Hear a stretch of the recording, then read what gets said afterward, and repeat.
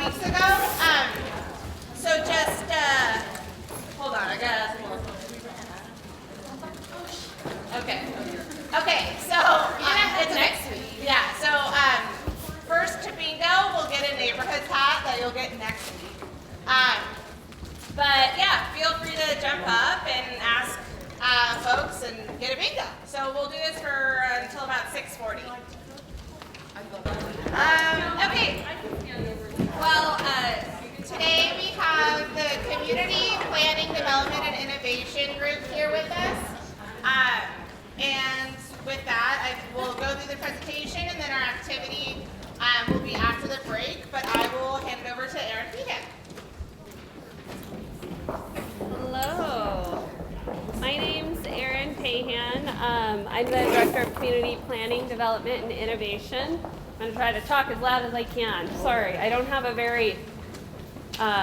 voice that carries very well. We are excited to be here today to talk to you all about some of the work that we do in CPDI, and then we have a fun activity that demonstrates some of the work that we're engaged in right now around a project called Missoula, which is a comprehensive code reform project.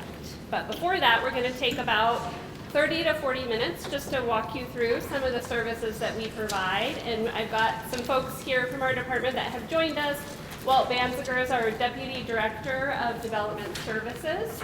And we have Kirsten Hands, our Business and Finance Manager, and she's going to be here to help answer any questions that you have and help with the activity.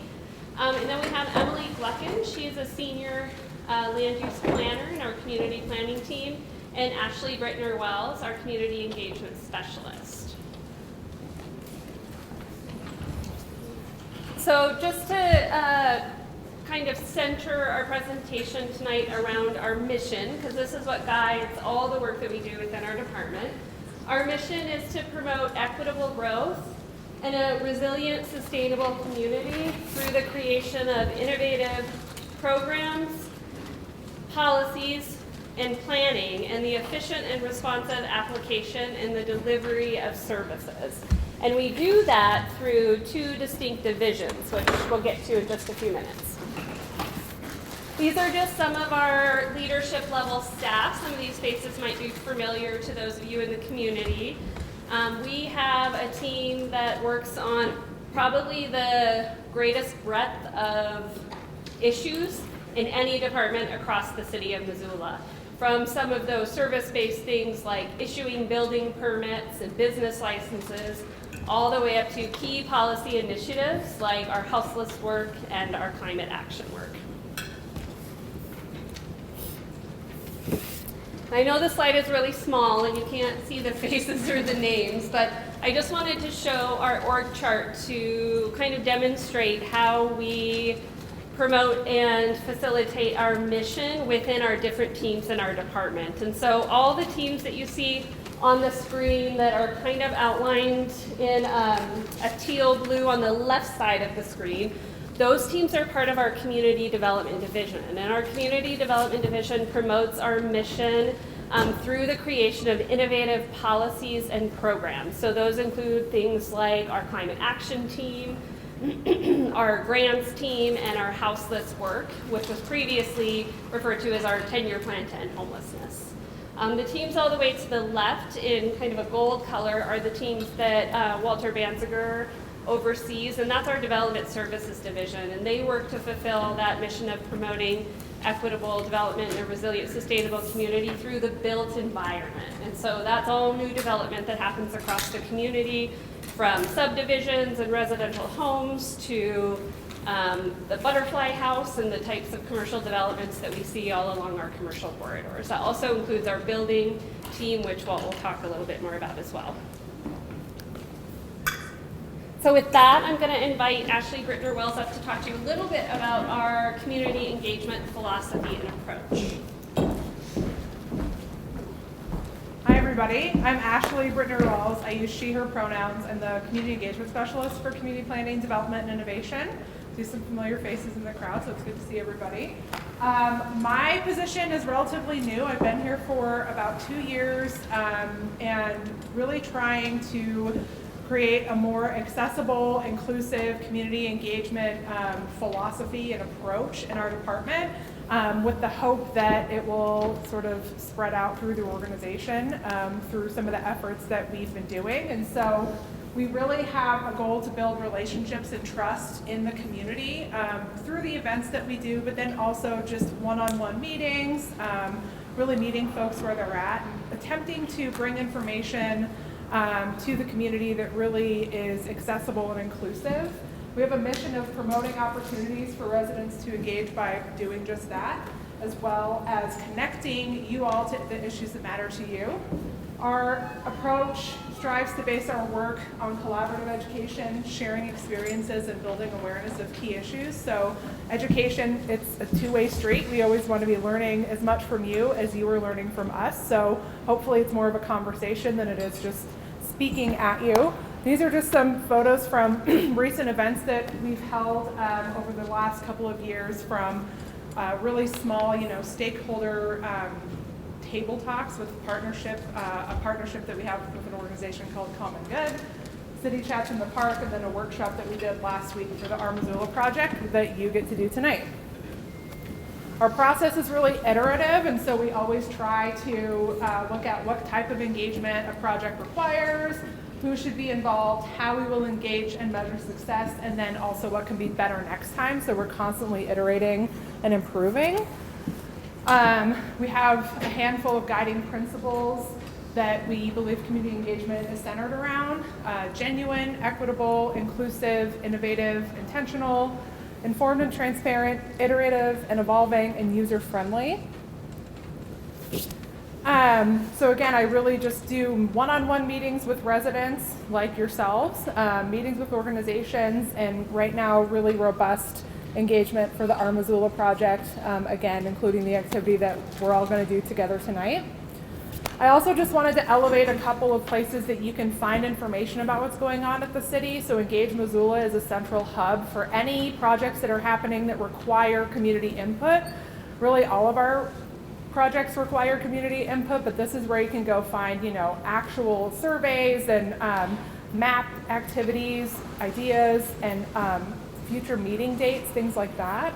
So it's really important, if you aren't already plugged into Engage, to go on there and check out what's going on, and you can subscribe to different projects and things like that. Our basic, just standard, everyday City of Missoula website is also very robust. We've been doing a lot to improve that over the last couple of years, and you can find information on the top page. You can see, the government, department, community, business, and how do I tabs. So you can kind of scroll through those and find different department information, city council information, and then there's further down on the homepage just like a news element that's like up to date and really kind of what's going on right now, what's important to us for you to know. So if you'd like to stay in touch, this is my information. I also have some information on one of the Missoula flyers. If you want to stay in touch or have one of those one-on-one meetings, I'm always happy to do that with individuals or organizations. And so with that, I think I'm gonna shift over to Walter, or maybe Erin. You guys are gonna have to listen to for me the next talk part. Thank you. more than normal tonight, because our Deputy Director of Community Development is out of town, so I'm covering her portion as well. But before we get there, I want to talk a little bit about our community planning team. And so they're a member of our broader community development team. And they really focus on what we as a community value and how we grow. And so that includes things like our land use code, which we're going to do an activity centered around tonight. It also includes something called the growth analysis. And so really looking at long-term trends of how our community has been growing and looks like it's going to be growing in the future, so that we can respond to that and prepare for that. Resident engagement and participation, which Ashley just talked a little bit about, and then really retaining and protecting communal character. By communal character, we mean, how do we as Missoulians define our community? What's important to us? What do we want to focus on as we grow? So the community planning team focuses on some really specific things that include the Missoula Growth Policy Update and Code Reform Project. It also includes something called the Missoula Development Guide, and that provides a really great snapshot to the community of how we have grown in the last year, and can be found on our website, and we can make that available to the group as well. It's a really great place to go just to kind of track and capture what's happening in the community on a year-by-year basis. It also includes our neighborhood team, and we know you guys are well acquainted with Kalina and Melissa, and she's going to share a little bit more in depth about that in a minute. And our neighborhood grants program, in addition to supporting neighborhood councils and the community forum. And then lastly, it includes historic preservation. And in the City of Missoula, we have a Historic Preservation Commission, which is a commission of citizen volunteers who have both advisory duties to City Council and actually some decision-making duties as well in terms of the issuance of historic preservation permits or demolition permits. They also have created a preservation toolkit to support individuals in the community who want to preserve a space, whether that's a residential or commercial building. And then again, they process and issue and make recommendations on those preservation and demolition permits. Now, Kalina's going to share a little bit more about their programs. Yeah, so like Erin said, you know me, but my role at the city is a neighborhood specialist as well as Melissa. And our job is focused on helping neighbors interact with the city. We have technically 20 neighborhoods within city limits. There's a couple that aren't as active as others, and one, Marshall Canyon, that's kind of down the road. But just a little bit of background, that the neighborhood council system was first started in 1996. And the purpose is to ensure that every resident of Missoula has an opportunity to get involved with their neighborhood council and to make a difference right where they live. And so the council's purpose is to enhance the livability of the area, provide an open process by which all neighborhood residents may involve themselves in the affairs of the neighborhood, to increase resident participation in the neighborhood, and to provide an avenue for citizens to make recommendations and communicate with city council and city government. Everyone who lives within the neighborhood boundary is part of the neighborhood council, whether you're an owner, renter, or an occupant. The whole neighborhood council comes together at least once a year for a general meeting, and that's where you can learn about what's happening in your neighborhood, share your feedback or concerns. And the leadership team is a smaller group of 5 to 7 residents within your neighborhood that hosts those and then takes your feedback and concerns back and works on them throughout the year. They meet on a regular basis. Most of them meet monthly, and it's about 5 to 7 volunteers.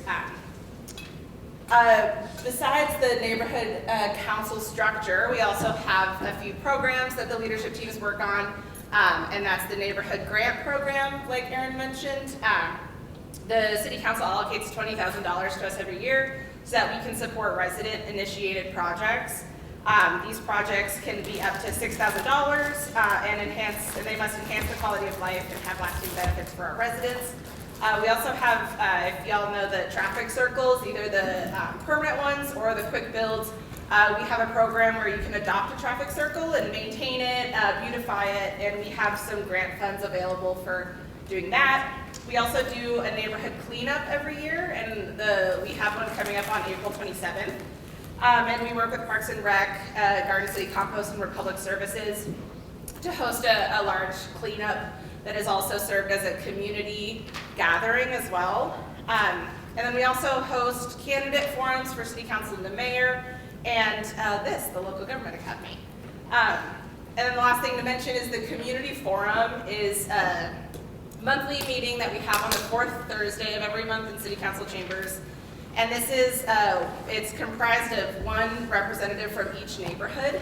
And so it's a place where folks can share information, share skill sets, learn about what's happening as large projects happen around the city. That's, it's a really interesting, it's an open and public meeting, but it's a great way to interact with our local government. So that's kind of the quick overview of the neighborhood council structure. And we always want you to engage with the neighborhood council, and actually, let's see, there are 5 leadership team members in this, 4 maybe? But we have a good amount of leadership team members in this local government academy, and so if you're ever interested, you can talk to them, or feel free to talk to Melissa or I if you want some more information. Yeah. Thank you. So as we talked about too, in addition to neighborhoods and historic preservation, our Missoula Code Reform and Growth Policy Update process is one of the biggest things that our department is working on over the next 2 years. It is going to be a complete paradigm shift in terms of how we approach land use and development in our community, and is creating a new code to replace a code that was adopted in the 70s and then has been kind of updated and band-aided throughout the last 4 or 5 decades, and it really is time to start fresh, create a modern code to reflect our needs and how we want to grow as a community today.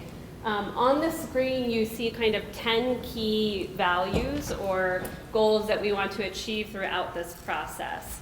The first of which, placing a priority on inclusive community engagement. So we really want to center community voices in this process.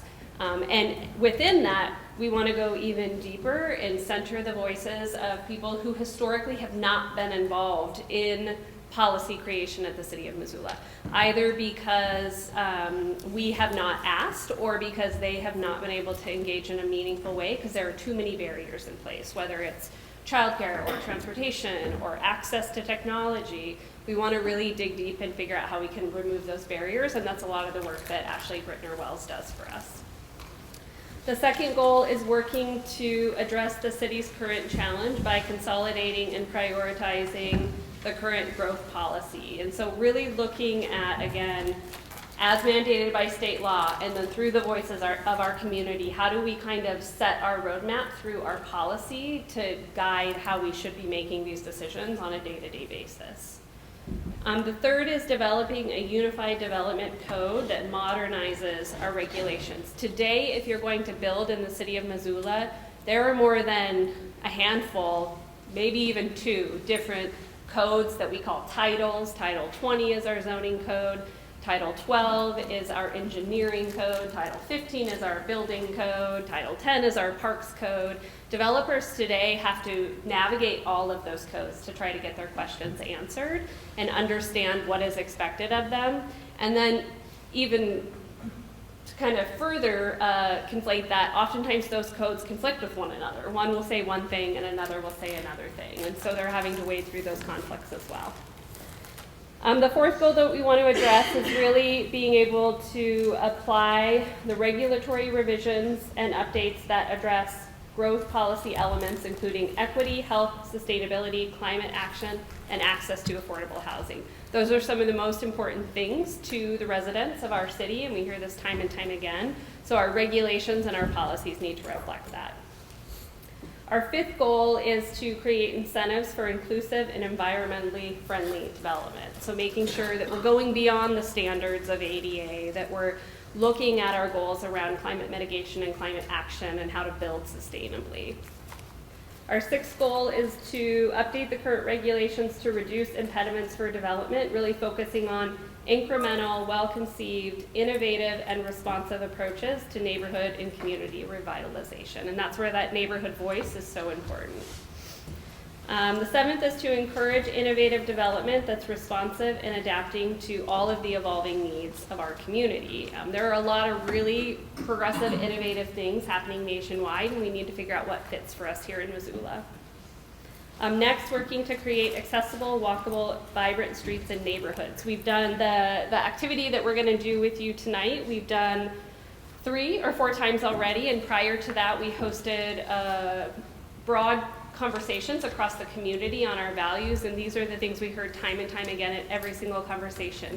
The Missoulians want our neighborhoods to be connected, they want them to be walkable, they want them to be sustainable, and that they're really focused on housing affordability and access. And so these are consistent themes. Next, encouraging neighborhood growth that provides diverse, attainable housing options throughout our community. And lastly, ensuring collaborative, efficient, and inclusive process that both at the development of the Uniform Development code and the implementation. And so code reform isn't something that should just be designed to address the frustrations and concerns of developers. It also has to address the values and the needs and the vision of the community in terms of how we grow. So here's where we're at in that code reform process. We're in phase 3 of a 6-phase plan. But I think one important thing to note is this isn't essentially a purely sequential process. We're in phase 3, but we're already deep in work for phase 4 and phase 5 and even a little bit phase 6. And so you'll start to see those phases move more quickly over the next 6 months. And so we show this to let you know where we're at today, which is really focusing on scenarios for change. What would change, what could change in Missoula look like? But we also want people who are interested in the process to really be paying attention, stay engaged, visit our engagement sites so that they know when we're teeing up these next conversations about affirming our community vision, talking about how we as a community get there, and then how we're going to implement that. I'm just going to quickly run through some slides for our other programs within community development, and you'll kind of start to see what I talked about when I talked about that breadth of things that we cover. So community development issues really tend to be locally defined. It means something a little bit different for each community. In Missoula, our focus includes elements of economic opportunity, social justice, and resiliency and sustainability. More specifically, it includes our grant programs. And so those are federal funds that pass through our division from the Department of Housing and Urban Development at the federal level, the Environmental Protection Agency. It also includes locally derived funds through the Affordable Housing Trust Fund, and then some other small federal grants that we get to support projects like the new library. For instance, we got a grant from the National Institute of Health. It also includes our strategic initiatives. And so at the City of Missoula, and you may have already talked about this in our earlier session, we have several lenses that we use through which we consider all the decisions we make. Those lenses are equity, housing, and climate. And 2 of those lenses live within our strategic initiatives team. Those are climate action and our housing policy. And then it also includes our houseless programs, so our strategy to address homelessness in our community, the Missoula Coordinated Entry System, and the operational support that we provide to the Poverello Center, to different entities across the community. And so here's just an org chart to kind of show you how different positions slot within those teams. With our houseless programs team, we have 3 professionals operating in that realm. Our grants program and our strategic initiatives all have teams of about 5. And just to give you some quick examples of what this looks like in action. So our team's projects primarily take the form of 4 things: funding resources through our grants program, specific projects that we partner on across the community, those strategic initiative or lenses that we talked about, and then those partnerships throughout the community. So this gives you a sense of the type and the amount of money that comes through our office from the federal government and flows back out to grant recipients across the community. So what this looks like in terms of investments in projects, it includes the environmental cleanup and park redevelopment of the Missoula Rail Link Park, funded by the Community Development's Brownfields program.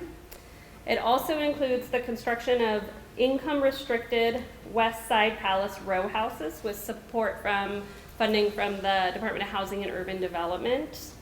And lastly, the development and the establishment of a community land trust for the row condominiums, which are on 4th Street by the Missoulian Building, with the support of the Affordable Housing Trust Fund. So looking at it through that lens, through the strategic initiative, under the strategic initiative category, we really look at some of the policies that we have at the City of Missoula. And this includes working across both the community and across departments at the City of Missoula and implementing those policies. They include our climate goals that our climate team works to help implement, again, across all those departments and teams, including our municipal operations, we have a goal of being carbon neutral by 2025 in all of our city facilities. We have a 100% clean electricity goal by 2030, a zero waste goal by 2050, a community-wide carbon neutrality goal by 2050, so not just in our city facilities, but working across the community. And then a climate-ready Missoula climate resiliency goal, and that's something that we partner with Missoula County and many other providers across the community in. It also includes Missoula's housing policy, a place to call home, and that housing policy really focuses on kind of two types of recommendations, one of which are programmatic, so funding true affordable housing, deed restricted, income restricted affordable housing that the market can't touch, that we know we have to provide some subsidy or some incentive to get built, and those are some of those programs that you saw. And then how we help spur the market through regulatory incentives and just good, streamlined, efficient regulation, and we're approaching that largely through our code reform project.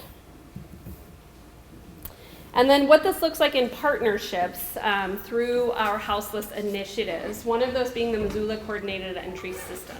So the Missoula Coordinated Entry System is run and operated by the City of Missoula. That's a little bit unique. We're the only municipality in the nation that we're aware of that runs and operates the Missoula Coordinated Entry System.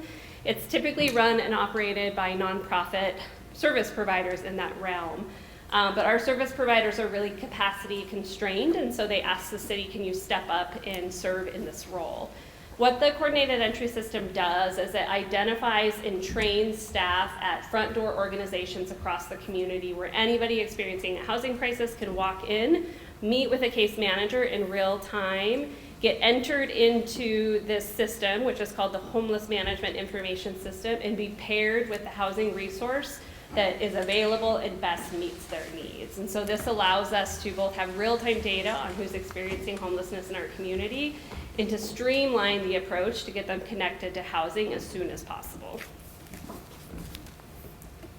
And this is just a little snapshot of what we're experiencing at any given time in our community. A key component of the Missoula Coordinated Entry System is on addressing strategies for high quality and reliable data. And it's something that our designation as the Missoula Coordinated Entry System has allowed us to obtain. And so we are partnering with a federal initiative right now called Built for Zero. And it's a group of peers across the nation that are all working towards the same goal of ending the experience of homelessness as quickly as possible for those that fall into it. And we just met the first benchmark in that process, which is to obtain high quality, reliable, and consistent data. You can't really develop a solution or an approach until you know what you're facing. And so we just met that first benchmark, which we're really proud of, because prior to just a few years ago, data was really scattered across the community. We didn't have very consolidated numbers, and we didn't have a clear picture of what was going on. And so meeting that first benchmark has been a really important step for our community. Yeah. So is this the recent point in time survey that was? No, so that's a good question. So there are two levels of data that often get used and thrown around. The point in time survey is a required survey by the Department of Housing and Urban Development to track at one point in time, at that specific day, which is a day in January every year. We have workers that go out, outreach workers that go out and actually complete surveys with anyone that they can identify. Our shelter providers do it as well. And that is the point in time survey. That data is flawed for a lot of reasons. First and foremost, a very cold night in January is not the best time to capture everyone who's experiencing homelessness. And we also know that numbers fluctuate greatly, and a lot of folks aren't accessing services, and so they would never be participating in that survey or in that count. What these numbers reflect is actual real-time data from our coordinated entry system. It still doesn't capture everyone. If somebody is not accessing services, if they're resistant to engaging with outreach workers, we're not going to be able to get them entered into the coordinated entry system. But We know today, in near March, we know exactly what our coordinated entry system tells us in terms of folks experiencing homelessness on the street, as opposed to that one-time number in January that comes through. Yeah. How are you defining houselessness or homelessness? Like, does that include the people who don't have a permanent home but maybe couch surf, or is that truly people who are living on the street? So we track two different numbers. One is people who identify as homeless, and that's a pretty broad definition. It does capture anyone without kind of a fixed place to live, a fixed permanent place to live. Then we also capture what's called an unsheltered number. And that unsheltered number wouldn't include people who are couch surfing, people who are in a program like the YWCA's Meadowlark program. With that, we're really trying to capture who is not being served and is living on the street. Right, and with that, I'm going to turn it over to Walter to wrap us up, and then we will have time for more questions. Hi, my name is Walter Banziger. I am the Deputy Director of Development Services. I joined the city about 2.5 years ago. I'm an architect by training and a planner by being thrown into it over the course of my career. So what is development services and what do we do?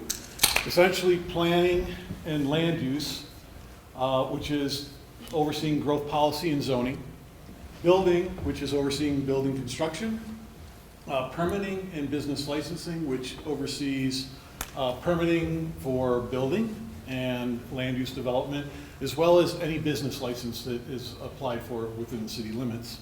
And then we have code compliance, which is enforcement of the titles that Aaron mentioned earlier, the Title 20 in basically our municipal codes.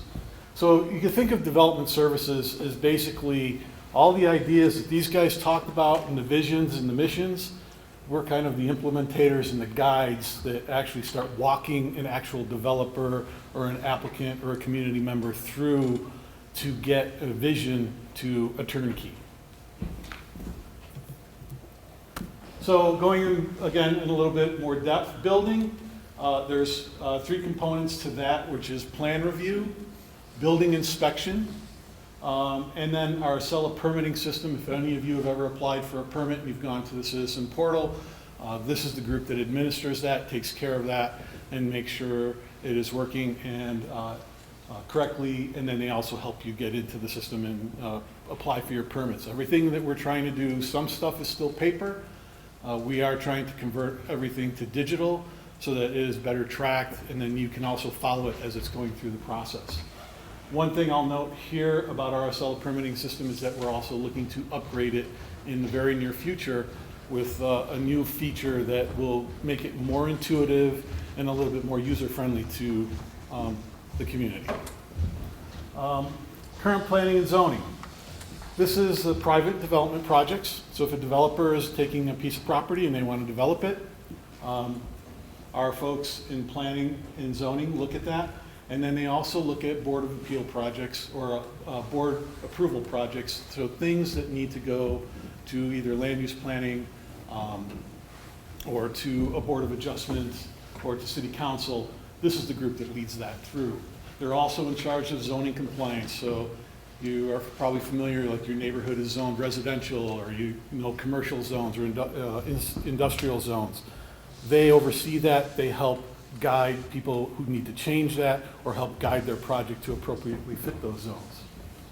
Code compliance, again, code enforcement. They're in charge of life safety and compliance. They'll look at all sorts of things. They help the planners to ensure that the title ordinances aren't being violated. They'll also go and find out if somebody is building without a permit. They're the first group that kind of goes, responds, does an investigation, and then they work with the building department to rectify that. And then permits and licensing, again, I mentioned that earlier. Permit administration and documentation. Everything, when you go to apply for a permit or a business license, this is the group that's going to help you walk you through. They're kind of your first point of contact and your last point of contact. They'll take the application in, they distribute it to the various departments within the city that need to review it, and then they take it back, bring all the comments, all the consolidation, all the things that need to happen, and then eventually give you that permit or business license that you need to get. So this is the organizational structure of my department. In our building department, we have a building official, also we call that the authority having jurisdiction. They technically answer to the state because a lot of the codes and things that buildings oversee are first adopted by the state, and then the city adopts them after that.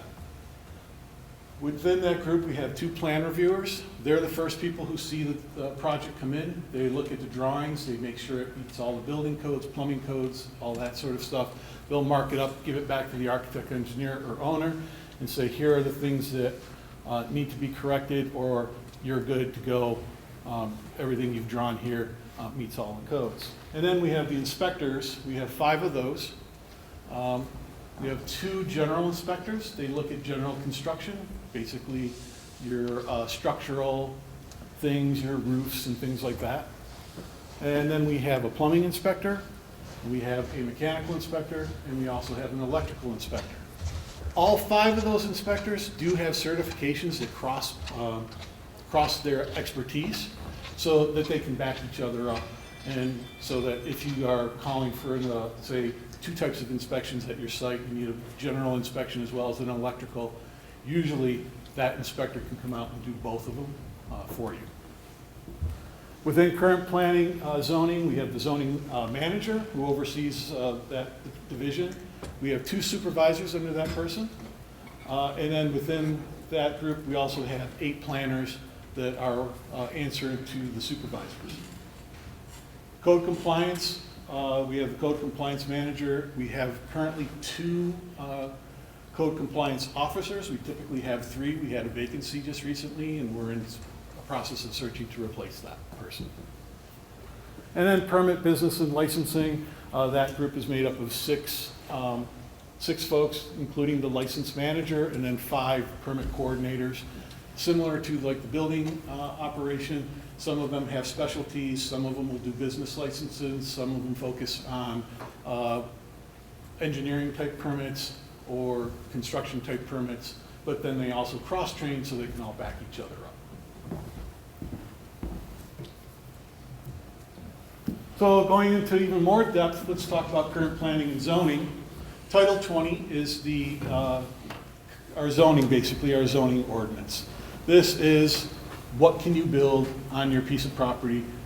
What is it zoned for? Is it commercial, industrial, residential? What are some of the requirements, parking requirements, setback requirements, and even in some cases we do get into material requirements, particularly in our highly visible districts, what we call our design excellence districts, which are typically downtown, Reserve, Brooks, and several others that have special requirements in terms of what kind of materials you can use, how much glass you have to have. And that design excellence helps build that walkable neighborhood. It keeps the building designs being more pedestrian oriented. Subdivision, that's taking a large plot of land and essentially breaking it down, as developers do, into smaller lots to build on. These could be for multifamily housing, it could be for townhomes, single-family homes. There's several categories within that. There's what we call major subdivisions. That's typically if you're taking a plot of land and breaking it down into 6 or more pieces of, or more lots. There's a minor subdivision that's 5 or fewer. And then there's also the family transfers, things like that, that have some special rules and aren't required to go through as much stringent requirements as like a major or a minor subdivision. And of course, the minor doesn't go through as many requirements as a major. So major has a lot of complicated steps. It will typically take anywhere from 1.5 years to 3 years, depending on the developer and how quickly they're working with us to actually take a plot of land and break it down into a subdivision. Board councils, these are the boards that the city administers. There's the Board of Adjustment, the Planning Board, and then City Council. Each has its own requirements. Board of Adjustment, they typically decide variances from zoning regulations. So if you, say, are living in a neighborhood that requires you to have 5 parking spaces for a small apartment building, and you only have room for 4, you have to either redesign to get those 5, or you can ask for a variance, and that requires a board approval, which would typically go to the Board of Adjustment, and they'll say you need an argument, a good reasoning for why you can't do that. It's supporting XYZ, you put an argument, our team helps walk you through that, they present it to the board, and then the board makes a decision. Planning board, that's public hearings and recommendations on rezoning and major subdivisions. If you're bringing that big plot of land and you're dividing it, the planning board is the group that reviews that. If you're also doing a family subdivision, that's also a group that's going to review that too. And then the council is, if you don't agree with what the other boards or what my group decides, you also have council to go to. That's typically your, okay, I don't like what they decided. What does council think? Will you override it, or are you going to hold with what the other groups have said? So those are conditional uses, rezoning, annexations. Often the city council will decide on annexing a property into, from the county into the city. We have an agreement with the county that certain pieces of property, if they're close enough to the city and can be served off of our utilities, we try to bring them in because that's better for the environment, so that we can hook them up to our water, our sewer, and our transportation. And then again, they make the decisions on subdivisions and make the final decisions on whether a subdivision is approved. That's just an example of several of the things that they see on a given day. The properties, that's lower one is more like the DUR project, is design excellence. What does the building need to look like, establishing the character of the neighborhood. What was the top right picture? That one right there, I believe that's the triangle over off of Broadway. Yeah. Mhm. That was one of the proposals. That's not a current one. It's just an old picture of someone who had an idea a few years ago, but that's what they had a vision for. Building department, as we said, building official functions as the authority having jurisdiction. That means they are the ones responsible for building code. They enforce the codes that are adopted by the state. The city then adopts those codes, and then they're the enforcement official. So even though they work for me and I'm their boss, if they decide something along state code, I don't have a right to overrule that. They have to follow the state regulations on that. As an architect, 99.9% of the time, I agree with the AHJ. There are times that we'll find gray areas that we can work out things, but generally, that's their job, is to ensure everything is done per code by the state requirements. They interpret the code. Sometimes there are things that require interpretation, those gray areas that I mentioned. They provide management and guidance to the review and inspection teams, and they administer the BCEGS building codes effectiveness grading schedule. I'll get to that later.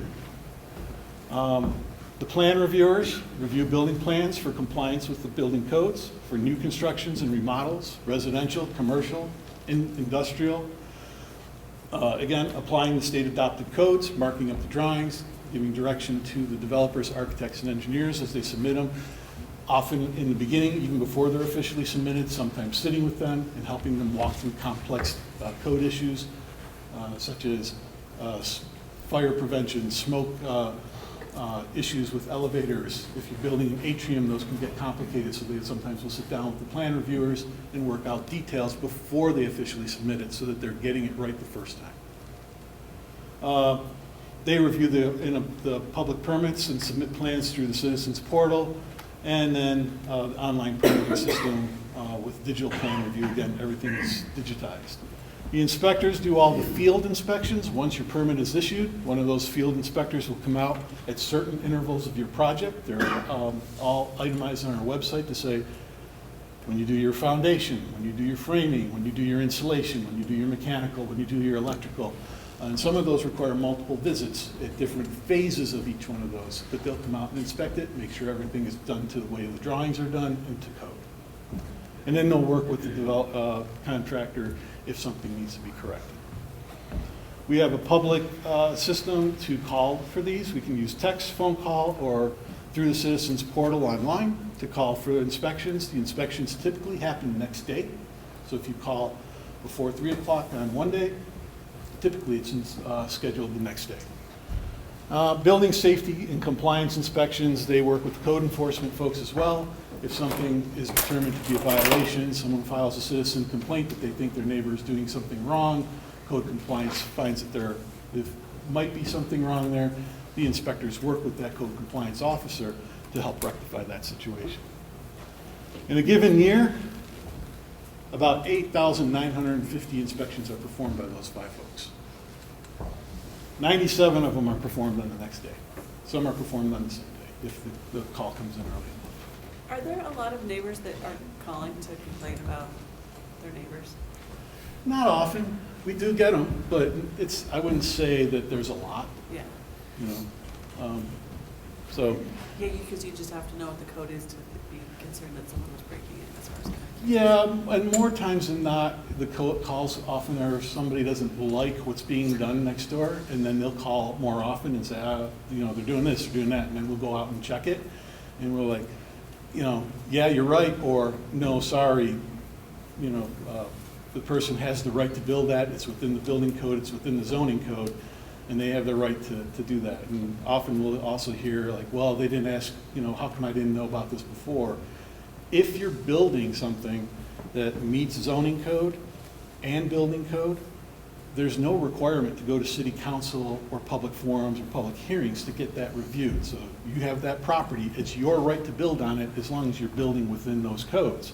If you're exceeding those codes or you need variances or changes, that's when it goes to those public forums.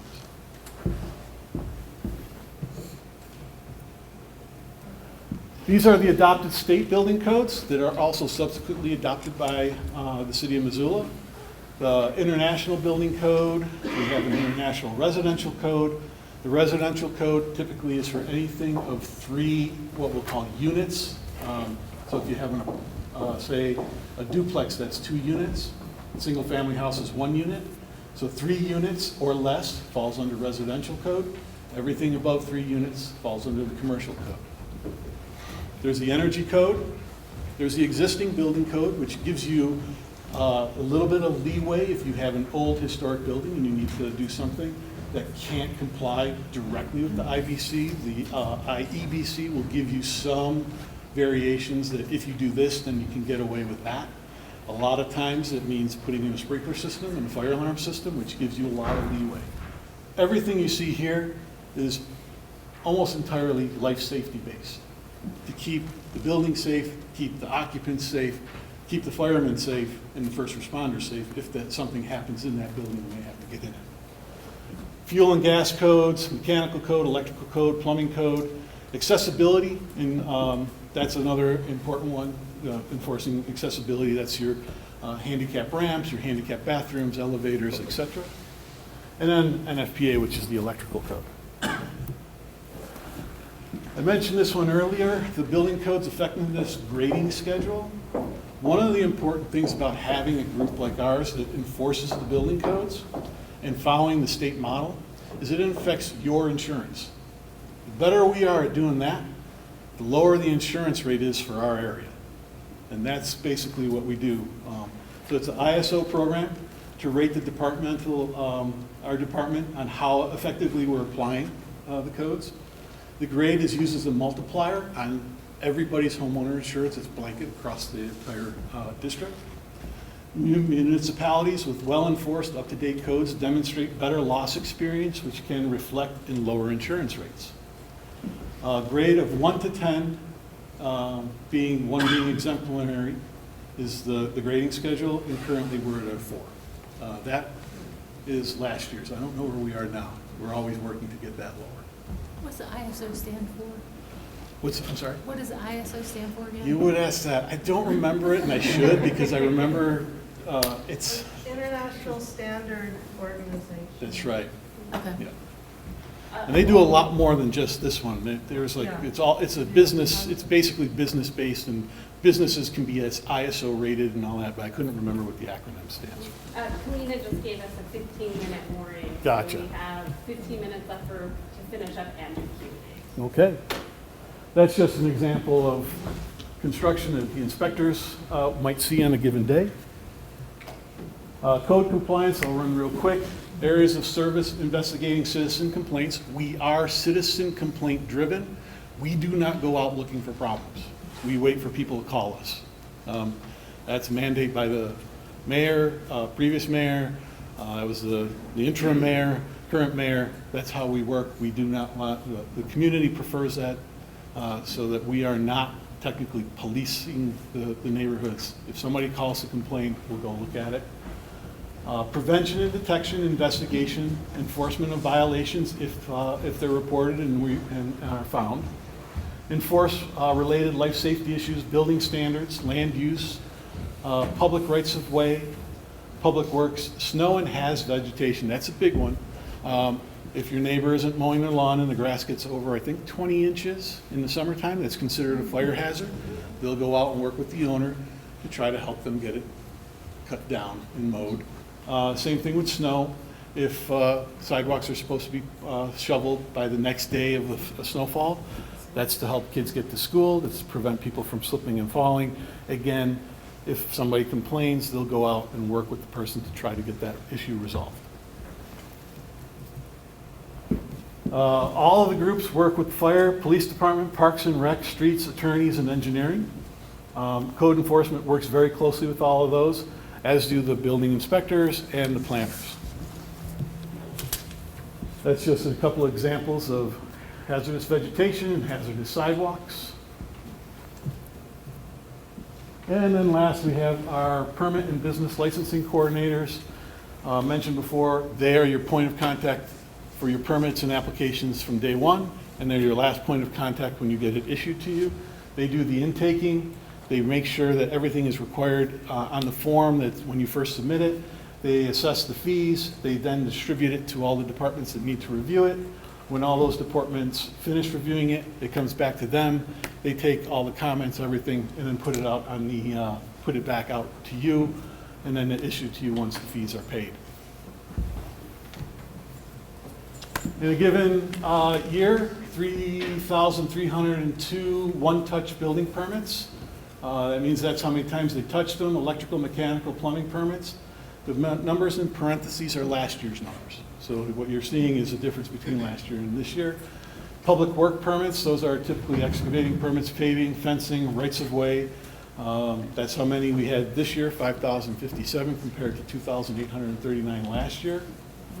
Reviewing building permits, 1,325 versus 1,323, so we're on track, almost the same as we were last year. That's 6 coordinators. They take 30 calls per day, 80 emails per day, plus processing all the paperwork. Signs and ZCP permits, which are zoning compliance permits. That's just ensuring that the piece of property is meeting, if you're proposing a project on it, they look at the zoning to make sure your project meets is complying with that zoning district. 168 permits this year. 1,207 business licenses this year were processed. 5,528 renewals. And that is the end of the presentation. Those are our contact information, and so if you have any questions, I'll start with you. When we were at police and fire, they were talking about they have a rating of 3, and they're trying to get to 2, because that also affects insurance. And they talked a lot about like the levy and response times in Missoula's growth, which all makes a lot of sense. And then of course we've seen in the news it's been approved since then. So it's cool to get that. What's your plan to get from a 4 to a 3 or a 2? Like what does that even mean for you guys? How could you do that? There's a lot there. That would be like the Acela system, the ease of getting the permit, how well we're enforcing that, how many violations we might be achieving. So those are the things that we typically look at working. The building department, unlike the fire department, is self-funded. So just building, not including planning or code compliance, building department is funded 100% off of all the permits that are applied for. So we use those funds to improve our review processes. So we implement new software. We try to make it easier for the contractors to call for permits. We have a digital system now that allows a contractor to take pictures of their site. So if they are not allowed to pour concrete until their rebar is inspected, so if everybody knows what rebar is, it's the metal in the concrete that keeps the expansion and contraction and stresses to it. You can't pour your concrete till you have that inspected. If you have to wait 2 days for an inspector or something and you're trying to get your job done, you can take pictures of it and you can file it to the inspector and they'll look at it and then they'll give you approval without actually having to get out there. Those are things that help improve our system and our efficiencies, and then that helps lower our rating. So we use those funds to help do that.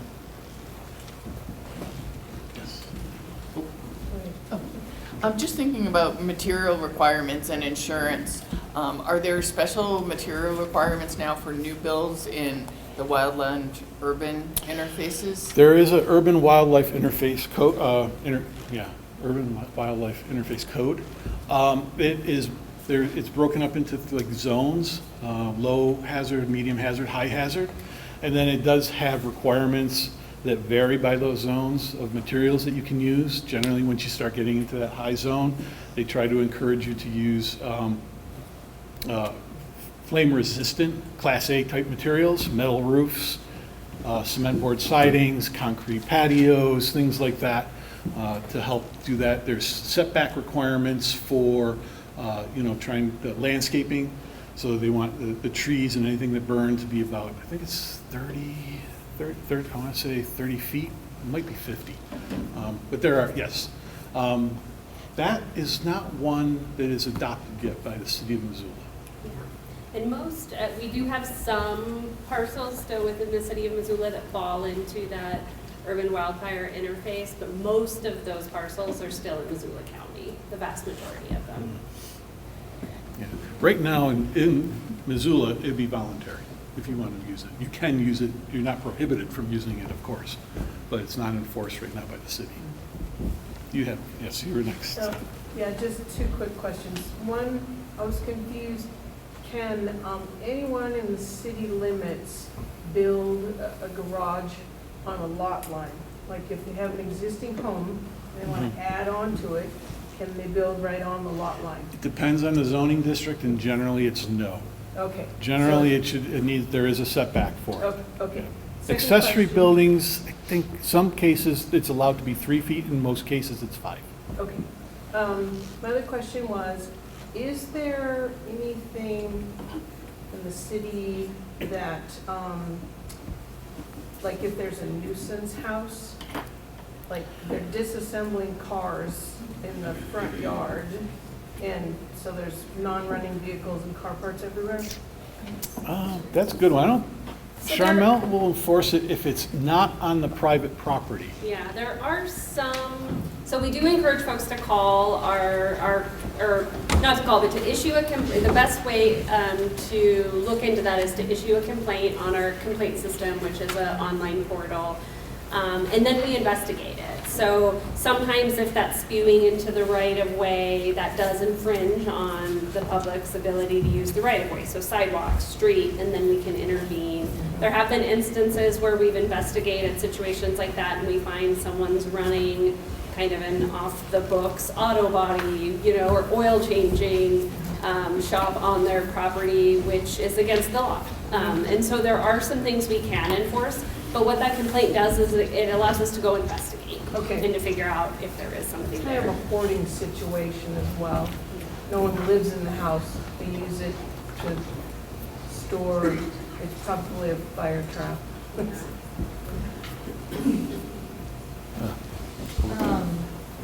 All right, I'm trying to word this question the right way. I was kind of curious how enforcing the code works when the property is being rented and the landlord is doing some code projects, and what the city is doing to kind of, I guess, better protect the renter.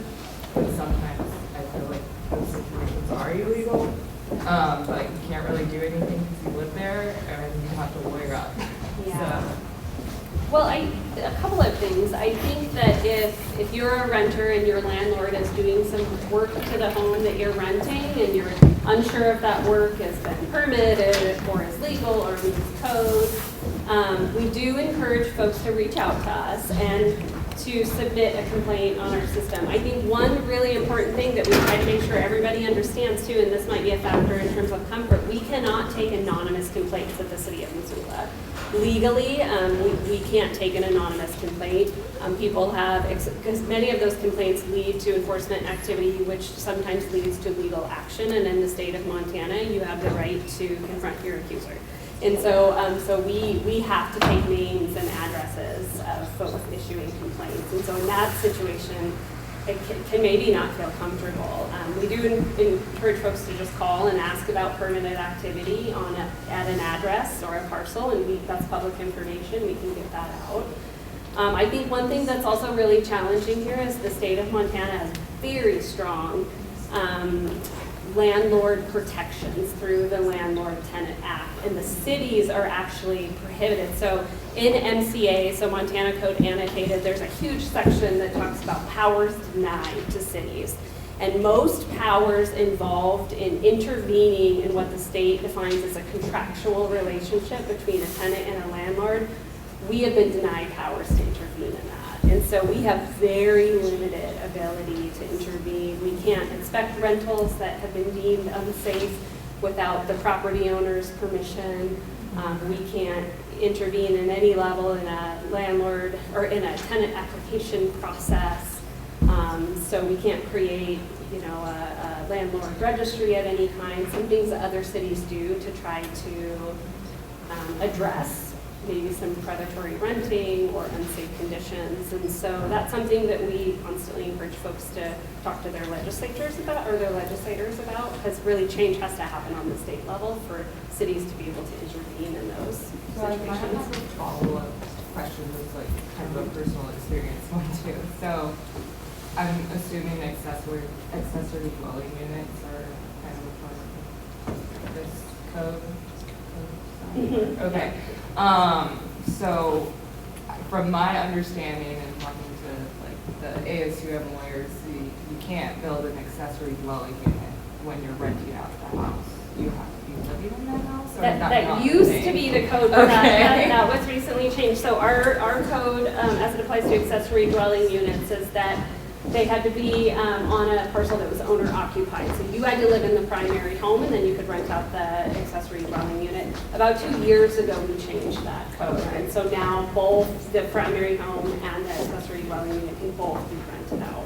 Yeah. One thing I'd also note, Aaron said you could call us and look up a permit. We also have a online ability. You can go to our GIS mapping site and call up a map.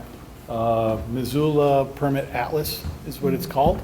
And you can look up the history of that piece of property, and it'll show you all the permits that have been pulled, I think going back, it goes back at least 10 to 12 years, once everything became digitized. Yes, you have. I have a question about like the code reform process and the strategic growth plan. Could you talk a little bit more about like how much growth is anticipated, and with the unified development code, is that like a form-based code, or is that like a smart code? Could you talk a little bit more about that? Yeah, in terms of growth projections, we're updating those as part of the growth policy update. So we will have more updated projections looking at a broader outlook, like a 10-year, 20-year outlook. What we do know is that we're seeing consistent growth at or above the projected growth and migration rates in our community at like 2% per year. And so we are seeing consistent growth kind of at or above that level. And we have seen consistent increases in migration that have outpaced many other communities in the Rocky Mountain West. And so we anticipate that trend will likely continue. And so making sure that we're adequately preparing for that is an important part of our growth projections and our planning process.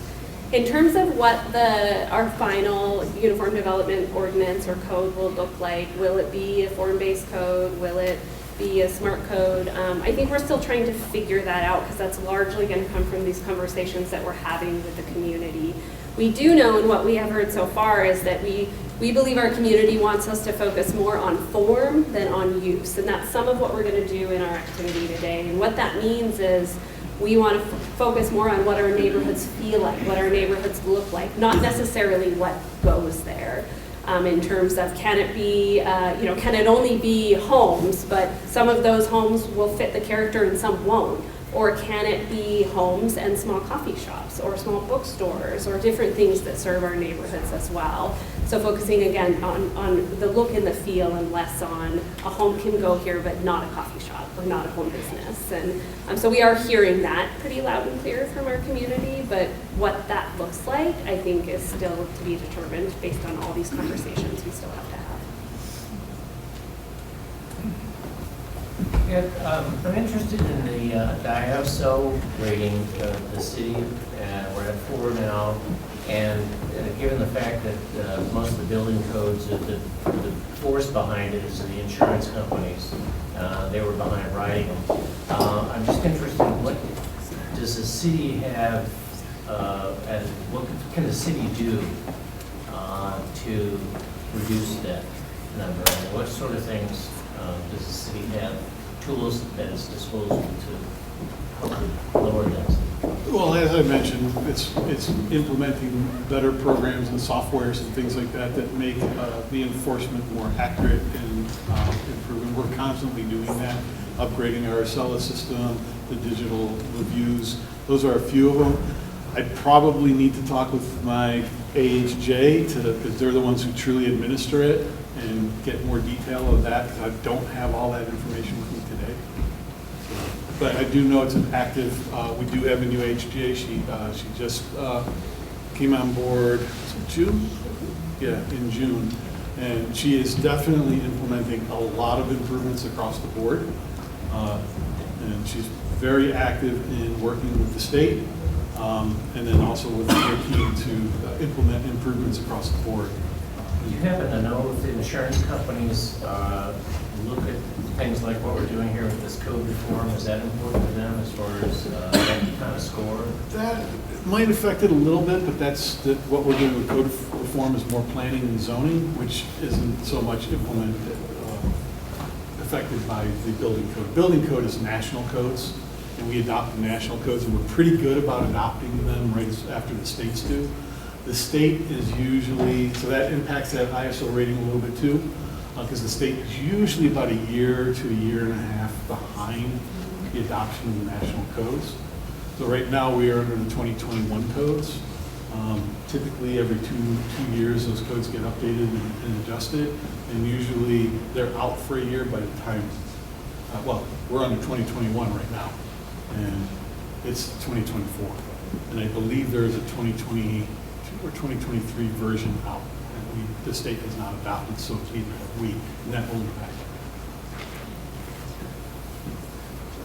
With climate being one of the city's top goals, are y'all thinking about reducing or removing the parking requirements for buildings so that people are less, to encourage people to be less reliable on vehicles? Yeah, I think looking at our parking standards is definitely something that we're doing through code reform. Our parking standards do live in Title 20, which is our zoning code, and we work really closely with our transportation planning department as well. In terms of how we effectively achieve that. We can eliminate parking minimums across the community tomorrow, but unless we have alternative modes of transportation for folks to utilize, we will still see developers build homes and apartments and commercial buildings with huge parking lots. And so I think there's a couple of things we think about when we think about parking minimums.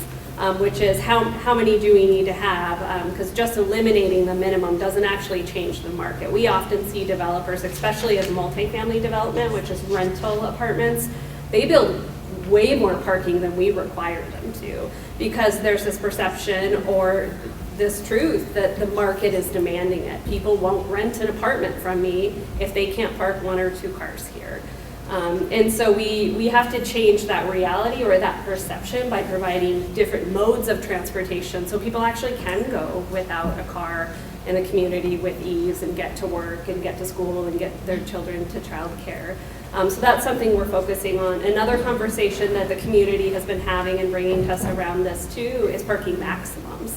And that is one way that you can start to really impact development in the market, not just by saying you don't have to build this parking, but by saying, and if you're going to build parking, you can only build X amount, no matter what you think or know that the market is demanding there. But what we really try to help people understand is those two things have to happen in parallel. We need to be increasing our modes of transportation alongside talking about our parking requirements, our mandates, to make sure that how we use our transportation systems and our desires align with what our regulations say you can or must have.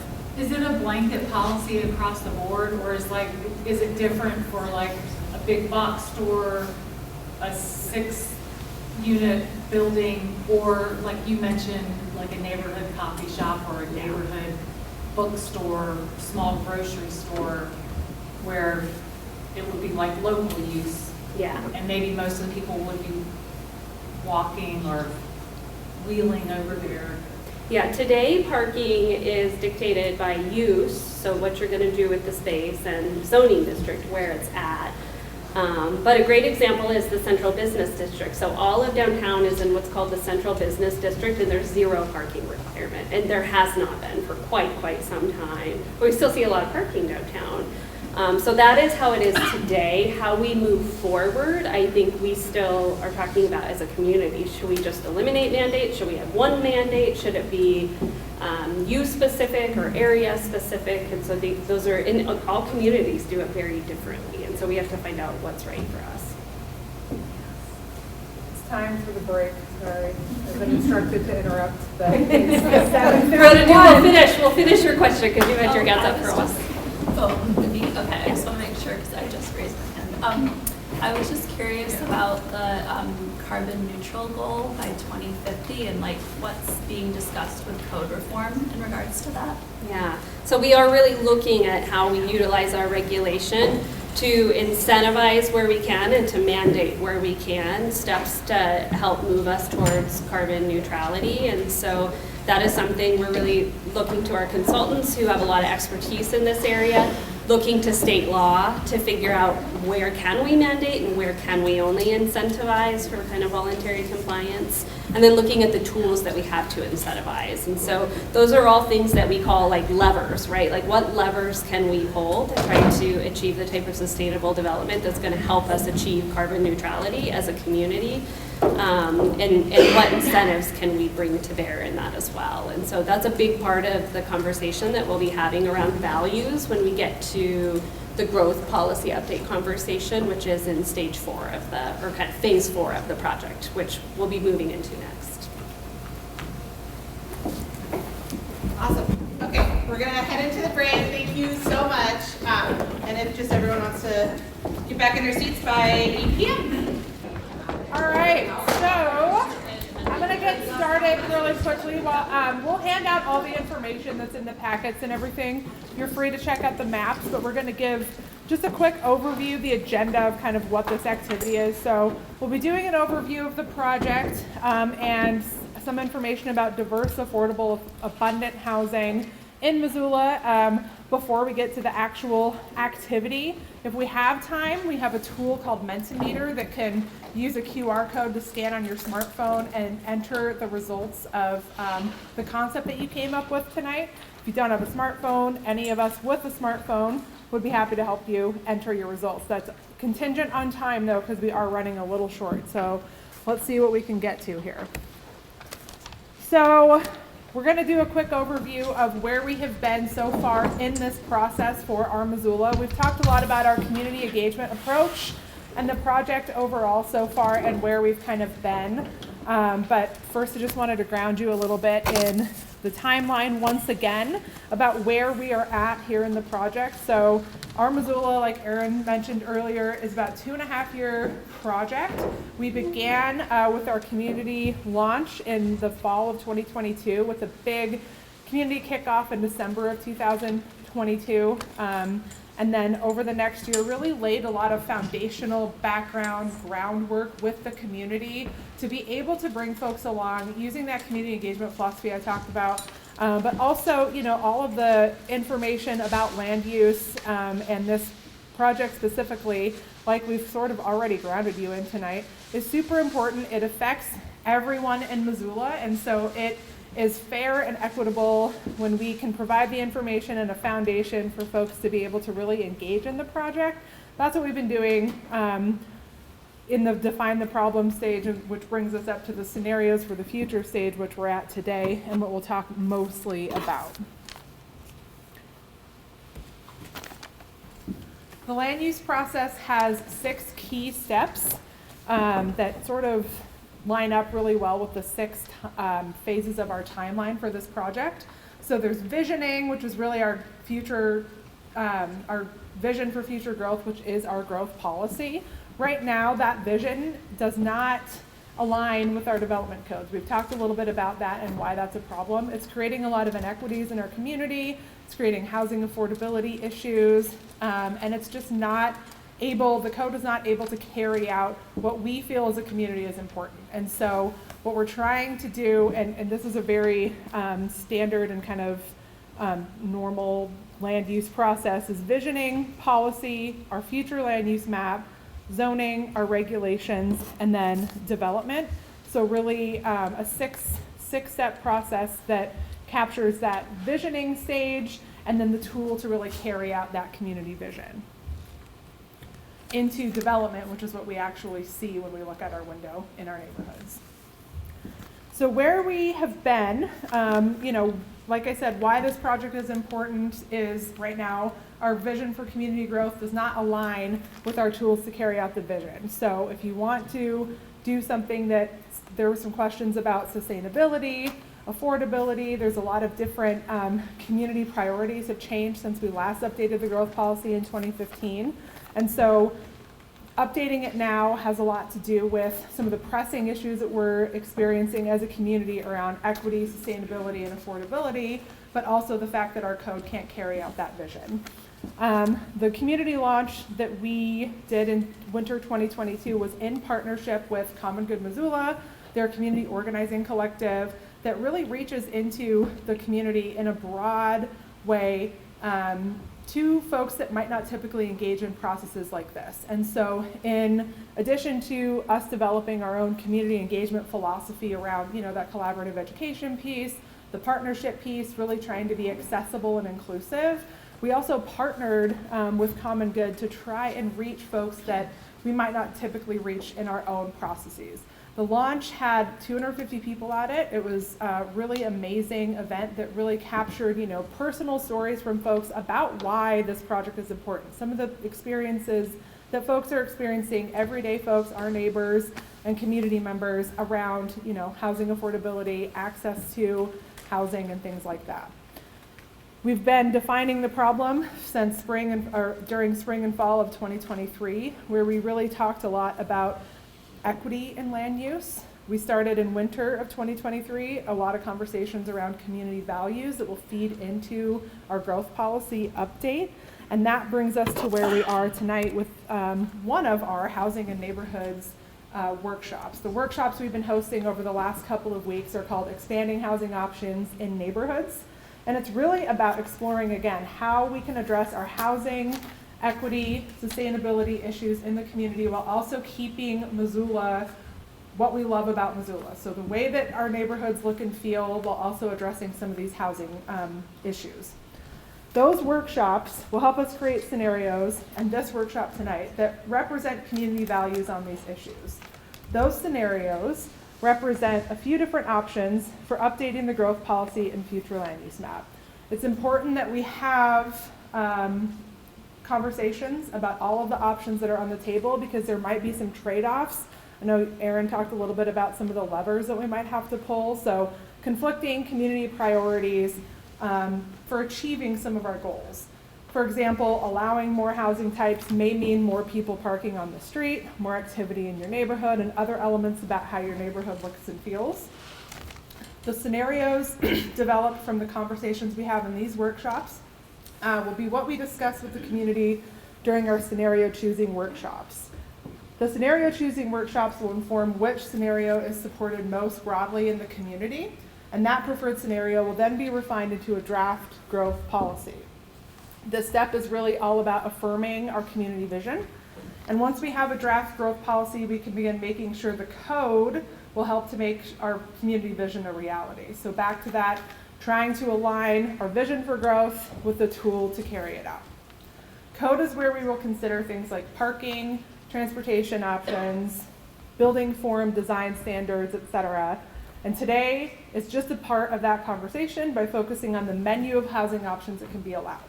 Simply put, the things that we learned tonight and in the workshops that we've had in the community over the last couple of weeks will really help inform the options that we put on the table in the next phase so we can continue this conversation as a community. So with that, I'm going to pass it over to Emily to go over some of the diverse, affordable, abundant housing options that you'll be exploring through the activity, and then we will jump into the activity. Hi everyone, my name is Emily Gluckin. I am a senior planner in CPDI, and I just want to give you a little bit of background of what's on the map that you're looking at and the housing options that we'll be discussing to set you up to have a good time playing this game. And I especially want to point out some background on why we're focusing on housing options specifically as we're doing this activity, and why we're focusing specifically on residential neighborhoods, primarily residential neighborhoods, which are the areas that are called out on your maps. So let's jump in. A little background. We've heard about the growth policy a few times this evening, and one thing I want to call out from it is this concept called focus inward that is mentioned in the growth policy. The idea behind focus inward is really trying to encourage housing and development within the urban core of the city, especially in areas with existing infrastructure. The main impetus behind this is that focusing growth inward means that less land is used and developed around the fringe of the city, so that helps us preserve our agricultural land and natural areas rather than developing them.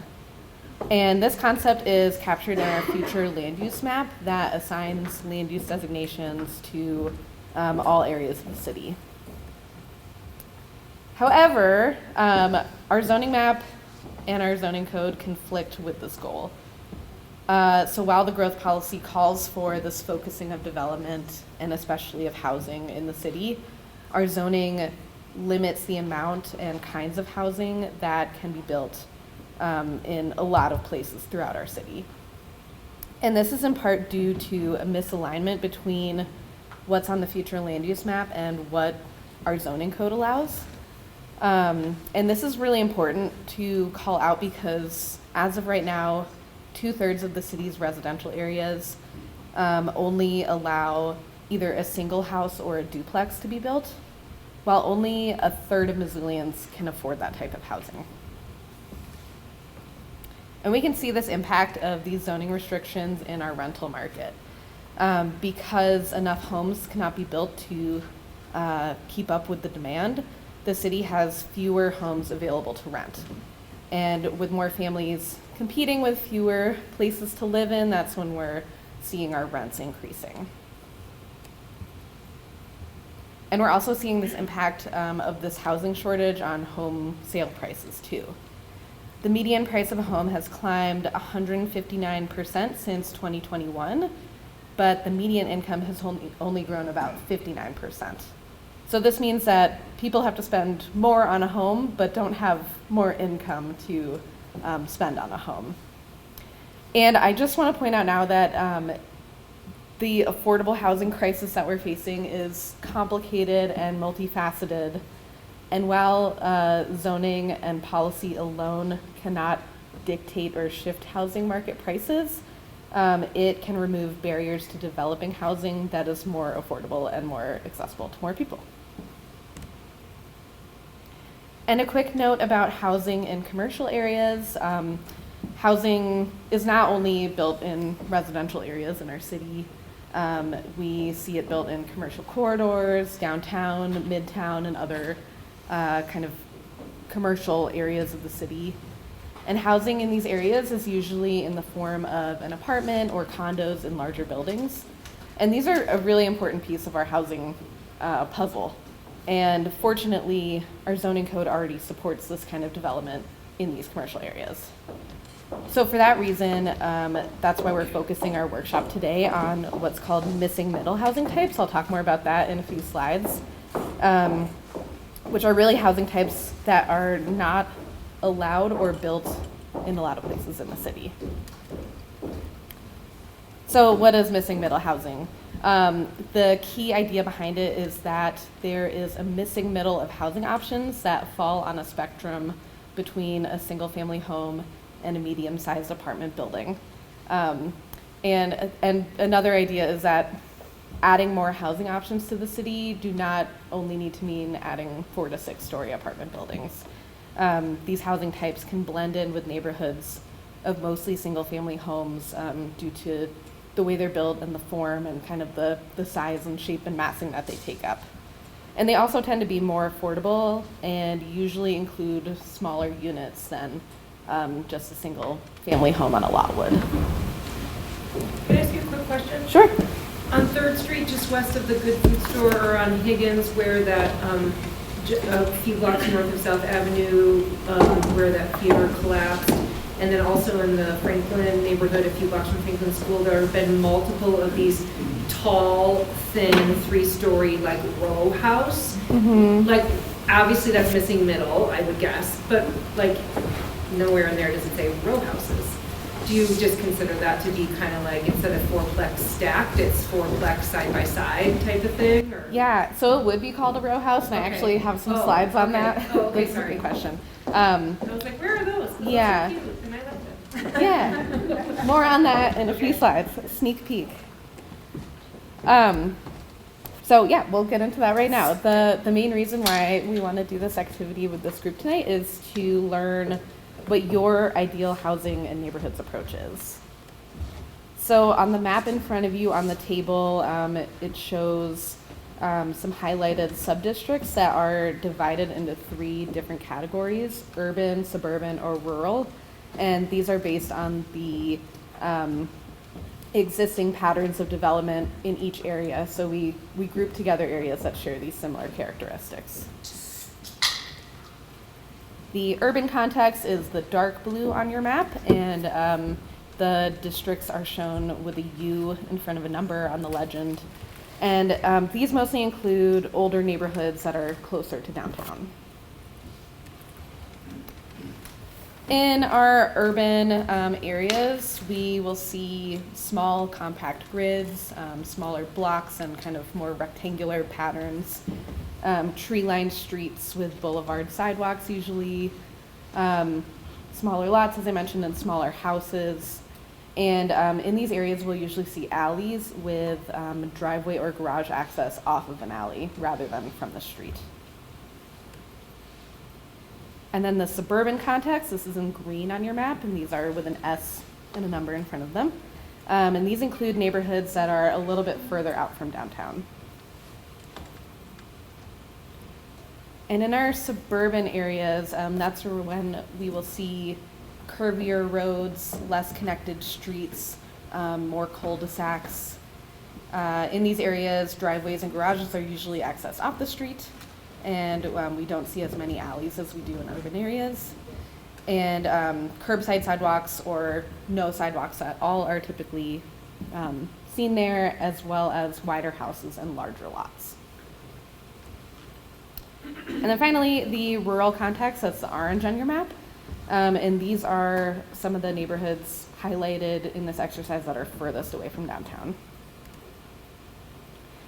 Rural areas look pretty similar to suburban areas and share a lot of the same characteristics. And they typically have less roads and even larger lots and larger homes. Generally, no sidewalks are in these areas. And for the exercise today, we're grouping suburban and rural together since they do share a lot of similarities. And we have fewer rural areas to look at, so we're grouping those two together. And within these urban, suburban, and rural areas, we will ask you to consider different levels of housing diversity and housing options. And as I go through these, I'm going to talk about the units that these different housing types could provide, but I also want you to think about, and you have these images in front of you in your packet, but what they look like too, and kind of the form that they take. So in this activity, we're going to ask you to consider 3 different levels of housing diversity: low, medium, or high. So starting with a low level of housing diversity, this would include 1 or 2 homes per lot. And this is a level that's allowed in most of our zoning districts already, if not all of our residential zones. But as I mentioned earlier, these types of homes are only affordable typically to higher income families. These include options like a single family home or a single family home with an accessory dwelling unit, and duplexes as well. And a medium level of housing diversity would include allowing 3 to 4 homes on a typical lot. Allowing this level would encourage builders to create slightly smaller homes, which can be more affordable to more people. And in this level, think housing types like triplexes, quadplexes, or small cottage courts, which are groupings of smaller homes, usually kind of centered around a courtyard. And then in a high level of housing diversity, even more homes would be allowed. And this could create opportunities for low and middle income families to afford to live in most neighborhoods. This level includes housing like medium-sized cottage courts and smaller apartment buildings or multiplexes. And then here's some row homes. These are also in that high level of housing diversity category. And just kind of expand the range of housing options. And currently, as you mentioned, we're already kind of seeing these in both older and newer neighborhoods being built.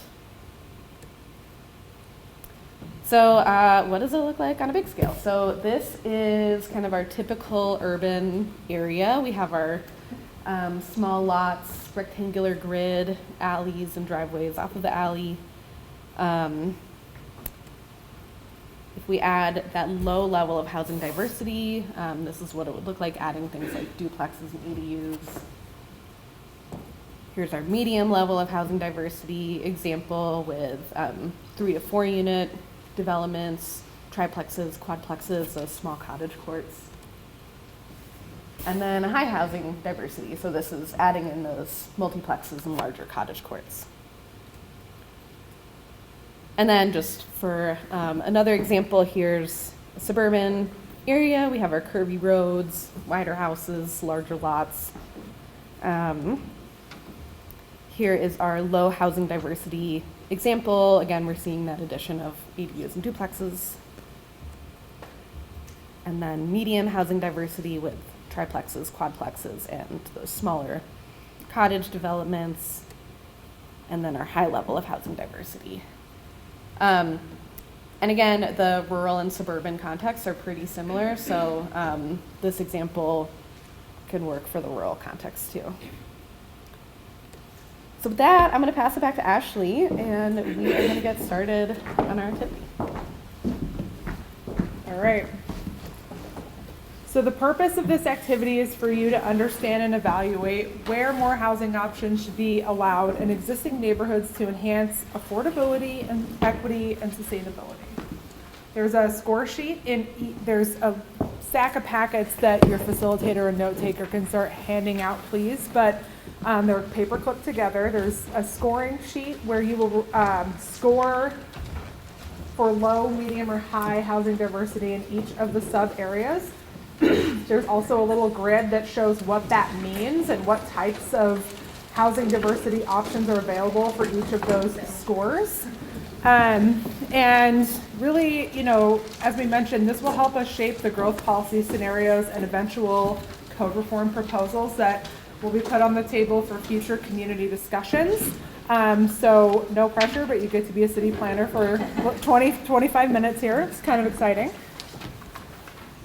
So really, we're going to go around. There's a facilitator and a note taker at each table. The facilitator will guide you through the activity. It's pretty straightforward, but we have some information that we'll do right at the beginning. You'll record your score on your score sheet, and then there's some little tokens that you get to sort of put on the map in front of you to reflect the same answers that you put on your sheet, so that you can all see where you ended up together at your table. We're gonna abridge this. It says that this should take about an hour. We're gonna do our best because we're running a little bit out of time. So does anybody have any quick questions about the function of the game before we get started? Yes? I noticed there were no types for like mixed use, like housing above rental. Yeah. So we're focusing mostly on housing types. In this example that I showed, you can have, go back there. Here's my little diagram. There we go. Okay. Almost there. Oh no! That's all right. I just was Here we looking go. for something that had mixed use. Yeah, so in this exercise, we're going to be mostly considering housing types, just residential. I wanted to bring this up because one of the last things kind of in the spectrum is those live-work units. But since we're looking at mostly at solely residential areas, we're going to focus on But if the code is residential. reformed, there could be coffee shops with housing over it or other things. So I'm just wondering how we're able to articulate that in the section. Yeah, I think you can share that as you're making your decision for the level of housing diversity. Share that with your table and you can capture that. I think we should get started, so let's take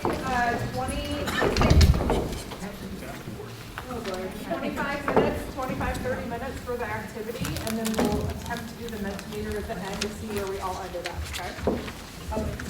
Here are some packets for the presentation. So I want us to refer back to Jumping in to those. talk about this because I just did it yesterday. Oh, that's okay. But I'm also not an official, like the officials are.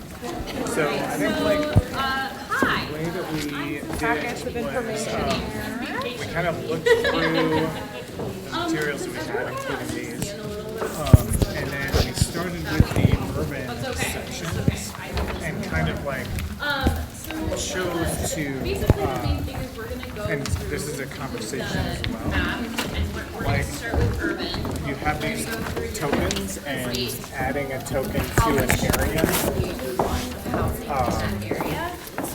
Yellow for Tokens and stuff.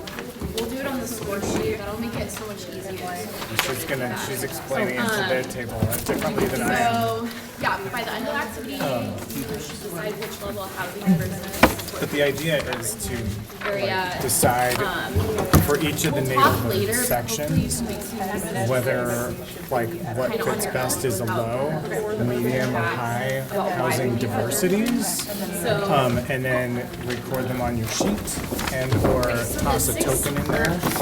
But if there are times where it's like if you have a question, like does, like Rattlesnake tends to only have 2 ways in and out of town, does that mean it should have a lower housing diversity? Like if you have questions like that, then we can talk about them at the group and they'll As you decide your take preferred down. housing. Are we individually filling this out? Yes. We're gonna mark it on the Yep. score The first thing that we do is just No. So we can go through really quick just a little intro. Have you done this before? I just did it last time. Okay, great, awesome. I was like, well, I'm So I'm gonna go, taking so over, you but heard. So really what we're gonna be doing is everybody gets a set of tokens. And what we're gonna do, we're not gonna do the introductions or anything like that, but the purpose of this activity is for you to understand and evaluate where you would be comfortable with these housing options, again, while maintaining the way that Missoula looks and feels, and the way that you know, the things that you appreciate about it. So what we should, be talking about in our discussions is a little bit about what stood out to you during the presentation, if you have any questions, what informs your decision, the different ways in which kind of, if you're looking at these different areas and you, like Eric said, I chose chose low for this area because, you know, whatever you're justifying your choice with, but really the goal is to decide which level of housing diversity you support in each sub-area. So using a combination of what we just talked about, the conversation we'll have, or the things that come up for all of you, and then just your own personal justification is really where you're gonna, you know, what's gonna inform your decision for each of these areas. So we start out with the 6 urban residential areas. So that is reflected in the dark blue. So U1 is right here, north side, west side. U2, Lower Rattlesnake. U3 is Riverfront, North Franklin the Fort and Rose Park. U4 is University and Lewis and Clark. Then we have Southgate and South Franklin the Fort in U5, and Mullen Grand Creek in U6. I have a question. Is between U1 and U6 not zoned residential, and that's why it's not included on the map? Correct. We're looking at residential areas. But it seems like there's a lot of development potential in that area. Well, that could be used to inform your decision about some of the outlying areas that surround it, if that's what you, So as you are looking at some of these and you decide your preferred housing diversity level for each sub-area, mark that on your score sheet and place the corresponding token on the map. The score sheet is a way to track your score and your housing approach depending on how much housing diversity you want to see across Missoula. Low means continuing to allow the same housing types in that area that are allowed today, but with the option to build a duplex or a house with an accessory dwelling unit, ADU, on all lots. This adds 1 point per sub-area to your total score. Adding housing options such as triplex, quadplex, or group of 3 to 4 small cottages is medium. This adds 2 points per sub-area to your total score. And high housing diversity adds housing types that can host 5 to 9 dwellings on the typical lot, either in one structure as a multiplex or in multiple small cottages. This adds 3 points per sub-area to your total score. So what did you say about a 1 being if it already exists there? Low housing diversity is continuing to allow the same housing types in that area that are allowed today, but with the option to build a duplex or ADU. Okay. So not adding too much to the inside. Exactly. But I mean, the north side already has everything under the sun. So if you're going to personally use that to inform your decision, that's absolutely true. But would it be a 1? Would it be a 1 then? It's up to you. Yeah, I'm confused. There's what? How can I clarify? Well, it's just like there's in the north side neighborhood, there's everything, all the things, Bellagio to single family homes. So it's already all happening. The reasoning is It's already, and that so what would my score be if it's existing already? It would be up to you to decide. So if you're using that all of that currently exists, that potentially there's too much there already, or however you feel about that, you would potentially put a low or a medium because you only want to allow certain things moving forward. We don't necessarily know parcel by parcel or sub-area by sub-area what the current zoning allows. We're talking about what we would be comfortable with seeing there moving forward. And then like for the Lower Rattlesnake, it's already completely built out. So are you thinking like if somebody came and bought a block? But we don't know that necessarily. There could be things like ADUs or duplexes that could be added in the back, for example, or if someone bought a lot and wanted to redevelop it, they would be able to do that, depending on what's allowed. Got it. So you're thinking about those things, and Walter is going to take notes on the reasons that why this conversation, why we're justifying the choices that we're making. Yes. I just think seems like it's split up into very broad sections of the city, so it's hard to like make decisions about a whole like 2 neighborhoods or even 1 neighborhood because that neighborhood looks completely, I mean, it's just but it looks completely different depending on where you are. And those aren't residential. There's different, like every part, even, so I live in the Riverfront neighborhood and like the character of the neighborhood is so different depending on where you are. Right. So, well, and that's the thing that it's hard to make a broad decision. As it is. Right, it's hard to make a right, exactly. That, and we're trying to think of the city as a whole, right? Like, I understand and I I know and we know, and we've been hearing this whole time. We have a housing affordability issue, but we really appreciate and value the way that things currently are and the way that things currently look and the way that I feel when I walk down the street in my neighborhood. So I'm going to take that into consideration when I say, oh, I'd actually like to see low here. And you're welcome to write But I guess what your I'm sheet. saying is it depends on where you are in the neighborhood, you know. Absolutely. And so- And this is just the beginning of, it's a pretty broad, I would say, activity in that, like, these questions are really smart. I think we expected this from this group because you're at a local government academy, so you already care, you have an opinion, and you probably have a lot of knowledge about what the current situation is. And so it's hard sometimes to like not, especially for something like this where we're asking for kind of a broad opinion, to be like, well, I know that you're telling me this entire area needs to have one score that I'm thinking of. I mean, you're totally right. You go from one side of Third to the other on Orange, totally different situation. But we want to think broadly and just try to imagine what we might be comfortable with in that area across the board. So we're not going to think, well, I live on Edith, but I don't want to see something on, what's another street? You know, McLeod. Help me out. You're in a, Gwen and I are not helping. I live up, on Stevens or Woodford or different, it's kind of broad. So it is challenging, but we're trying to get to what are you comfortable with? And you think about these types of areas.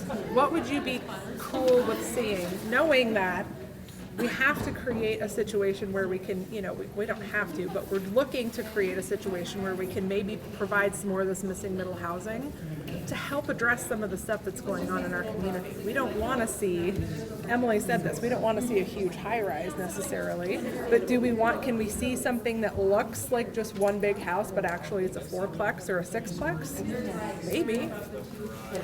And we're going to have to start making some choices, y'all, because we don't have all the time in the world, unfortunately. What about if it's like a, Well, I was just going to say, for me personally, since we're being broad here, and this is a general thing that we're working on here, just working from the outside in. And it's hard. I'm not saying this is like for a me walk in the park. personally, from what I see across town, the major things I'm going to be looking at is the employers and the transportation patterns. So like, how can we mitigate some of the backups on Russell or Reserve, people driving from the south side of town? What's your name? Chris. Chris.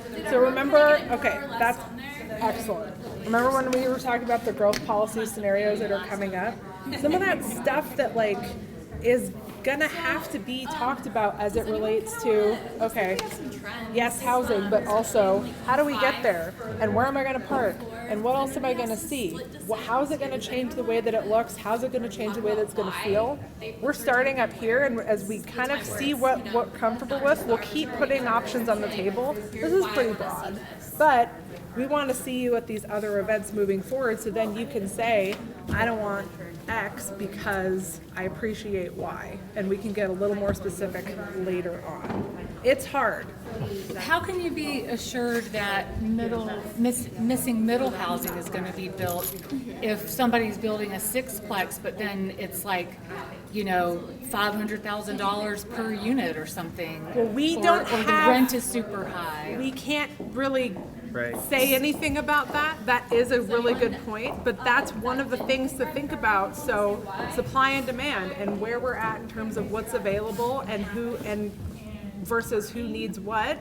We saw that slide that a third of our land is zoned for what But even if it's 2/3 zoned of for us can afford, and 2/3 is zoned for what a third can afford. What do we do it? So just want to make a plug that, I know we're still talking about urban, but maybe start to move into I had suburban. no idea this was so contentious. Yeah. So my wife, I'm gonna need. You should think about in terms of what do you open the door to. Exactly. Because we can't dictate the private market, but our parameters that we set. What's as government, allowed? At least open the door to it. And A lot then of you- other factors go into building then, but this is And what like we're Emily working said, it's a huge issue that we don't really, for better or worse, get a ton of say in. We can say what's allowed.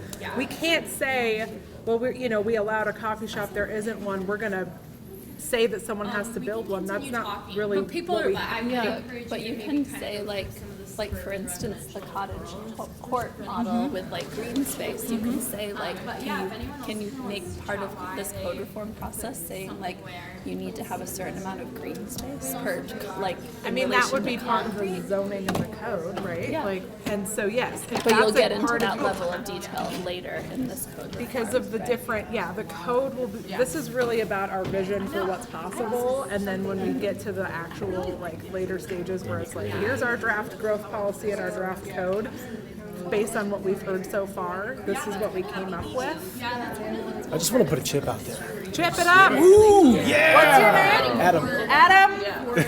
You guys, Adam? I feel like we need high diversity in the urban core here, so that's why I'm adding that. And it's close to I-90. It's for chips because this is a I feel like we little need high small. diversity. It's just for Close to the urban core. SMGs, David. No, I fit the chip in the middle. Cars, like in the inner part of the city. We might not have as many chips. I'm just gonna counter that. Give us less cars. I know. I've heard of that. I've Is that heard for that more than rattlesnake? once. Okay. Yeah, I agree with that. But like, my guys works at St. Pat's. And this one, yeah, always you have look also, they always it's have 14. doctors staying there, their students, their interns, and they want a place close by. I'm sure it's the same. Personally, I know almost nothing about the communities. I have a really hard time like mapping in my brain about where things are at. Where you well, I know that. It's not that.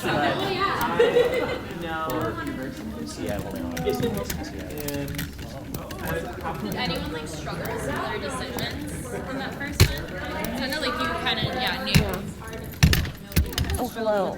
Like I grew up in the rattlesnake. Yeah. And so thinking about that one way in, one way out for the most part, and same with like that of Great Creek as well. Just how that can provide or how that can cause some challenges with moving people if they're having to be in a emergency situation. And so maybe less people move if there's I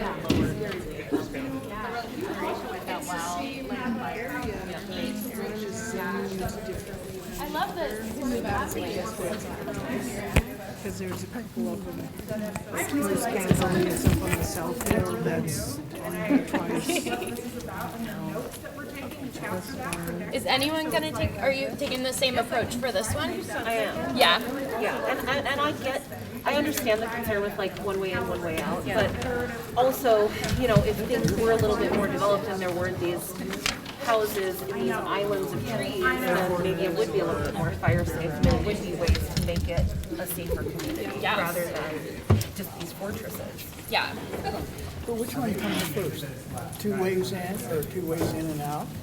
Or do you put down you want more housing? Yeah. Well, I think that's a really valid and great question. I don't necessarily know the answer, but I think those ideas kind of come next. Whereas right now we're kind of focusing on what we want. So if people are like, we would like more housing in Upper Rattlesnake or in Grant Creek, then that's probably, we want to know that first before it's the consideration of like, maybe we need to do the roads. But I mean, those are very valid things to think about. Like, it's good to know that like, oh, if we're going to put all this housing here, we're going to need to consider people having to get out if they need. Did you put that on our way? Thank you. Some city, sewer, and water. You figure out how to get to that. With that one.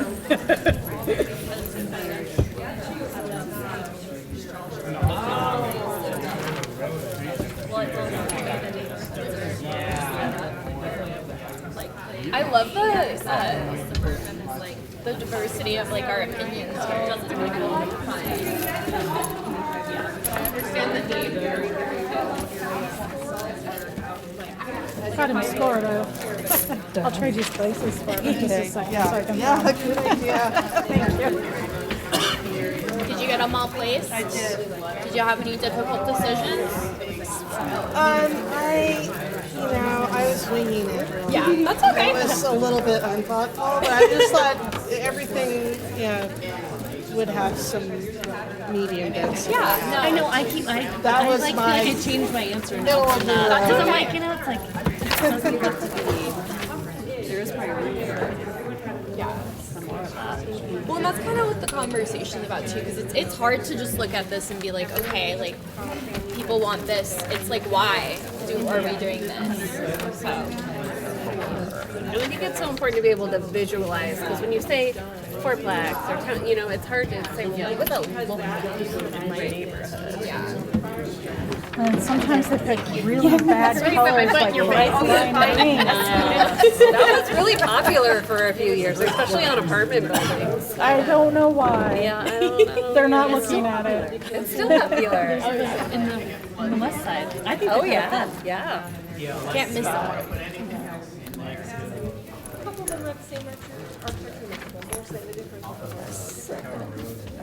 But it didn't impede on the vibe. Did anyone take a different This is going to S7, if you will help me there, Will. I was kind of thinking like open S7. space that we Sorry. have, like areas near like Bitterroot or further up the Rattlesnake, trying to preserve that by keeping housing less developed in those areas. Like, and my idea is kind of like the center of town's already all concrete mostly anyways, and like really just develop that a lot higher, and then kind of keeping like the natural areas a bit more natural. R2? Yeah. It's kind of the way I know. Yeah, that's you're right. Yeah, and those places don't have land. Yeah, they don't have infrastructure, right? Most of them. So Yeah, like We're just gonna do R3, please. Kind of more like trees and there's not many roads and stuff. So I feel like putting a huge like an apartment complex right there wouldn't be as great for transportation. And if there is considering that impact on wildlife services in a walkable, so like in whatever happens with any of these views, more suburban, they really need more amenities, so they're not always trying to. And yeah, it's kind of cool to just figure out where the approach is. so I was in favor of less dense, like, well, and I can speak for Moose Can Gully South Hill because I live up there. The ground shifts. So there are still some houses that aren't hooked up to the sewer. Yeah. Just like last year, my neighbor was digging up the street and we're like, what's going on? And he was hooking up to the sewer. I thought everyone was hooked up to the sewer. So there's still, and there's like old septic tanks in backyards and so forth. So, you know, that's another thing to consider for density. And typically, like where I'm at, there are no alleys. Yeah. So, you know, if you were to, you could put in an ADU, perhaps, but then you'd have on-street parking. Yeah. Which could be such Personally, I'd love to see more trail systems. And the trail system on the South Hill that goes up and down is, if we could get that paved, that would help out anybody who's in a wheelchair or just has trouble walking because it's just gravel. Yeah. I don't know who to talk to about that, but We can chat. but it would be, and it's not that much because once you get down to the bottom of the hill, it's then paved where it branches off from the school. Yeah. So there's maybe like 6 blocks worth that if it was paved, then those people would have better access, and it's used a lot. I mean, I see people walking by all the time, every day. Taking into consideration some of these wildland interfaces or concerns about getting in and out or wanting to protect, kind of preserve some of those bordering open spaces, did anyone struggle to get to 14 on this one? No. Still felt like balancing and getting to that threshold of, it has to be somewhere. And that's what I've heard when I've been knocking on the doors, is people saying that higher Well, there's quite a bit of development up in Upper Miller Creek. Yeah. So that is already happening. For years, I know they've talked about, you know, when you go like Trails End up there, if there's a fire, they already know a way to get out of it. And we've talked about a bridge across across the river for a long, long time, but I don't know why that's still happening. It will never have trails that involve. Yeah, because there might be federal funds now for that to happen. I can fill you in on that. It will never happen. There will never be a bridge there. I promise you. Well, I can fill you in on. I've been involved in a lot of those conversations. I mean, It's too expensive. I mentioned that because I looked at a house to buy up there, and then turned around, and you're like, if this, and there's some sagebrush up there. If this catches on fire, then we're going to be swimming across the river. So, yeah. And the second floor was the family, and the first floor was the group. So it was actually really sweet. So I just think I went really high on like every except for those roads, or like the way out and For fire. I guess I sort of put places where there are bigger lots, which would be the suburban rural, as being opportunities for higher housing density, because in the urban places those lots are much smaller, and so that kind of makes more sense to me. I also think in Missoula there's, like, I live here because I love living so close to downtown. I can ride my bike to 2 breweries and the grocery store and whatever, Cares Park. But I think Missoula should also have more, like, grocery stores, like, further out for people to be able to ride their bikes and things like that. Thanks. I scored pretty high, 45. I live in Riverfront, right off of Russell, and ours is already pretty mixed with all different types of buildings, and half are owned, half are rented, and for me, like, it's just kind of a beautiful thing to see. I mean, as neighbors, we're so different. We come from such different places that you really just really get to learn things. And so I think I probably put 3s on more, and then I put 2s. I didn't do any 1s. I love living in my single family house, but I would be willing to give it up to, meaning if a family could, like, live somewhere and have a decent home, like, why should I be more privileged than someone else? It's kind of how I took it. You know, we already have enough families needing homes, so. And actually, I'll just add, having no ones where we live, we have an apartment of our garage. It's actually the only way we afforded our home. So we live in a duplex right by the Peace Farm. So it happens already. Yeah. Up there. It's not a duplex. Like an ADU. It's ADU above the garage. Yeah. I scored 35. I think I was pretty into more high housing diversity in these central areas, but once we started getting into the more rural suburban areas, having spent a lot of time out there for work and whatnot and working with those families, I think it's just a very unique, special thing, and living in other places, it doesn't really exist in a lot of places once you start growing that way. And I think that eventually we will need to, but I think that, you know, starting in these more urban areas and then seeing how it goes, because I think that is a really cool, unique thing that makes Missoula, Missoula, to have that so close to town. Yeah. Like smaller neighborhoods closer to town? No, like kind of more like these rural areas with small farms. Yeah, and, okay. Like that exists in Target Range and Westmoreland and up Miller Creek or wherever that is. Yeah.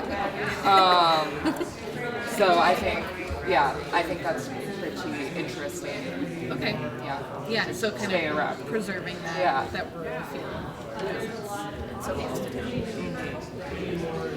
I found myself going with a lot of 2s. I guess kind of split the difference.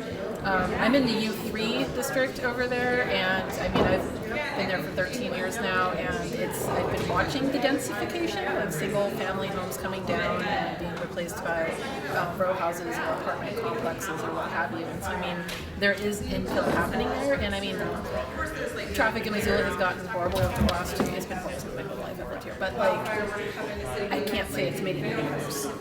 Like seeing that infill, I mean, I don't think it hasn't made the neighborhood any worse. There's more foot traffic, which is great. I mean, people are utilizing the sidewalks they've put in.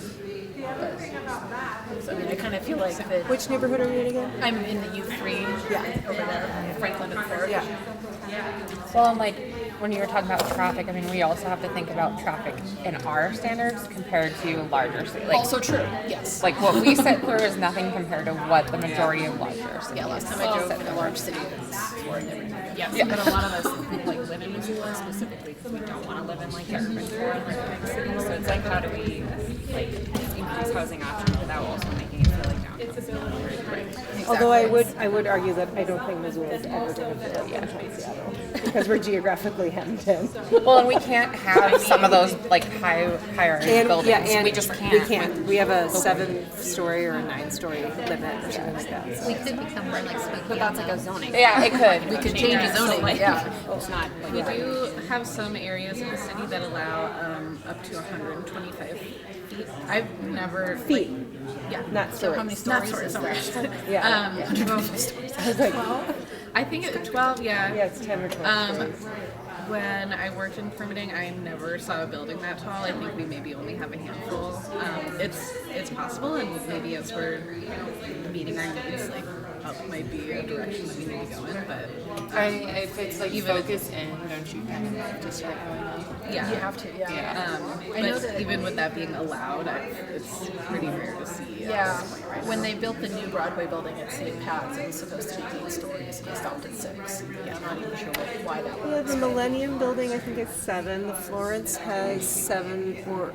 No, the Millennium's 10. Oh, the Millennium's 10? I think so. Oh, okay. On Jesse and Abraham, I think. They're talking about when they redo the library block that it'll go to 8. I think something like that. But that's what's supposed to happen downtown. Yeah, it should go up. I concentrated some higher density housing, definitely in our central urban areas, and really tapered off with low density and like the existing rural, and a lot of the suburban. And a lot of it was because of these cherry stem neighborhoods, like the Rattlesnake and one. Yeah, just less population up there for that boom. Well, and the wildlife interface, too. I haven't heard the term cherry stem. I like that. That's a good way to describe it. I mean, that's the thing with Grant Creek. I mean, like, I think there could be a lot more in building there, but it's very close to the wildlife interface. For a lot of these neighborhoods too, though, I thought to myself, like, this lower part of Grant Creek could have what's considered the 3, which they're actually talking about, but it doesn't mean that whole one is going to have the 3. Yeah, as you go right? further Like, up, so I felt that way about some of these. Like, there's already 3s all along 39th, right? So they could do a few more. It doesn't mean the whole area, you know. Right. I think there's a link at the end because now people really are texting driving. So Just have to start discouraging people to stop moving here. I know, right? What about you? So my total score is 41. I would never. I have to confess what I really want is my neighborhood. I know that. I am, but I'm not. You must see how you could. There's no vacant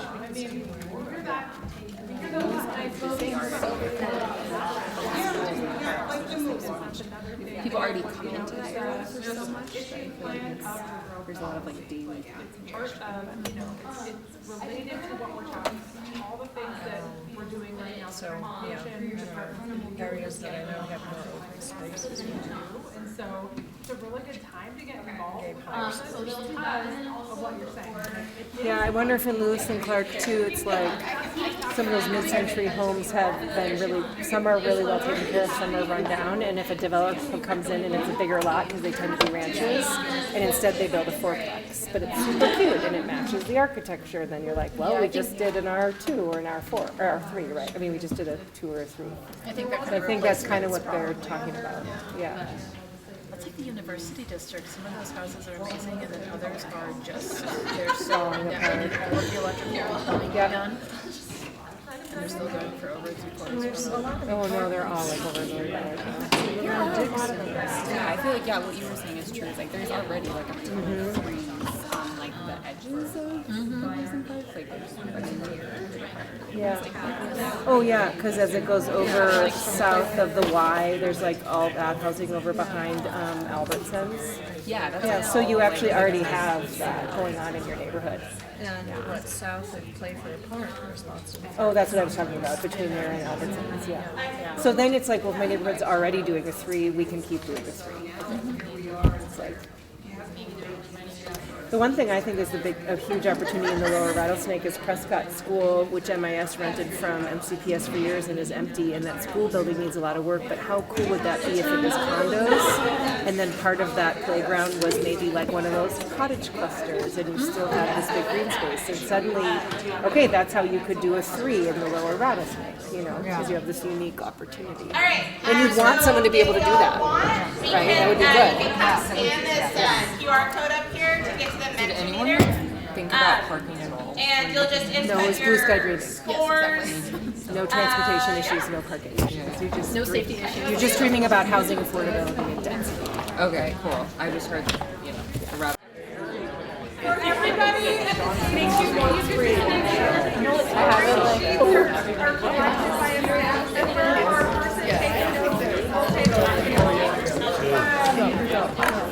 Thank you for doing that.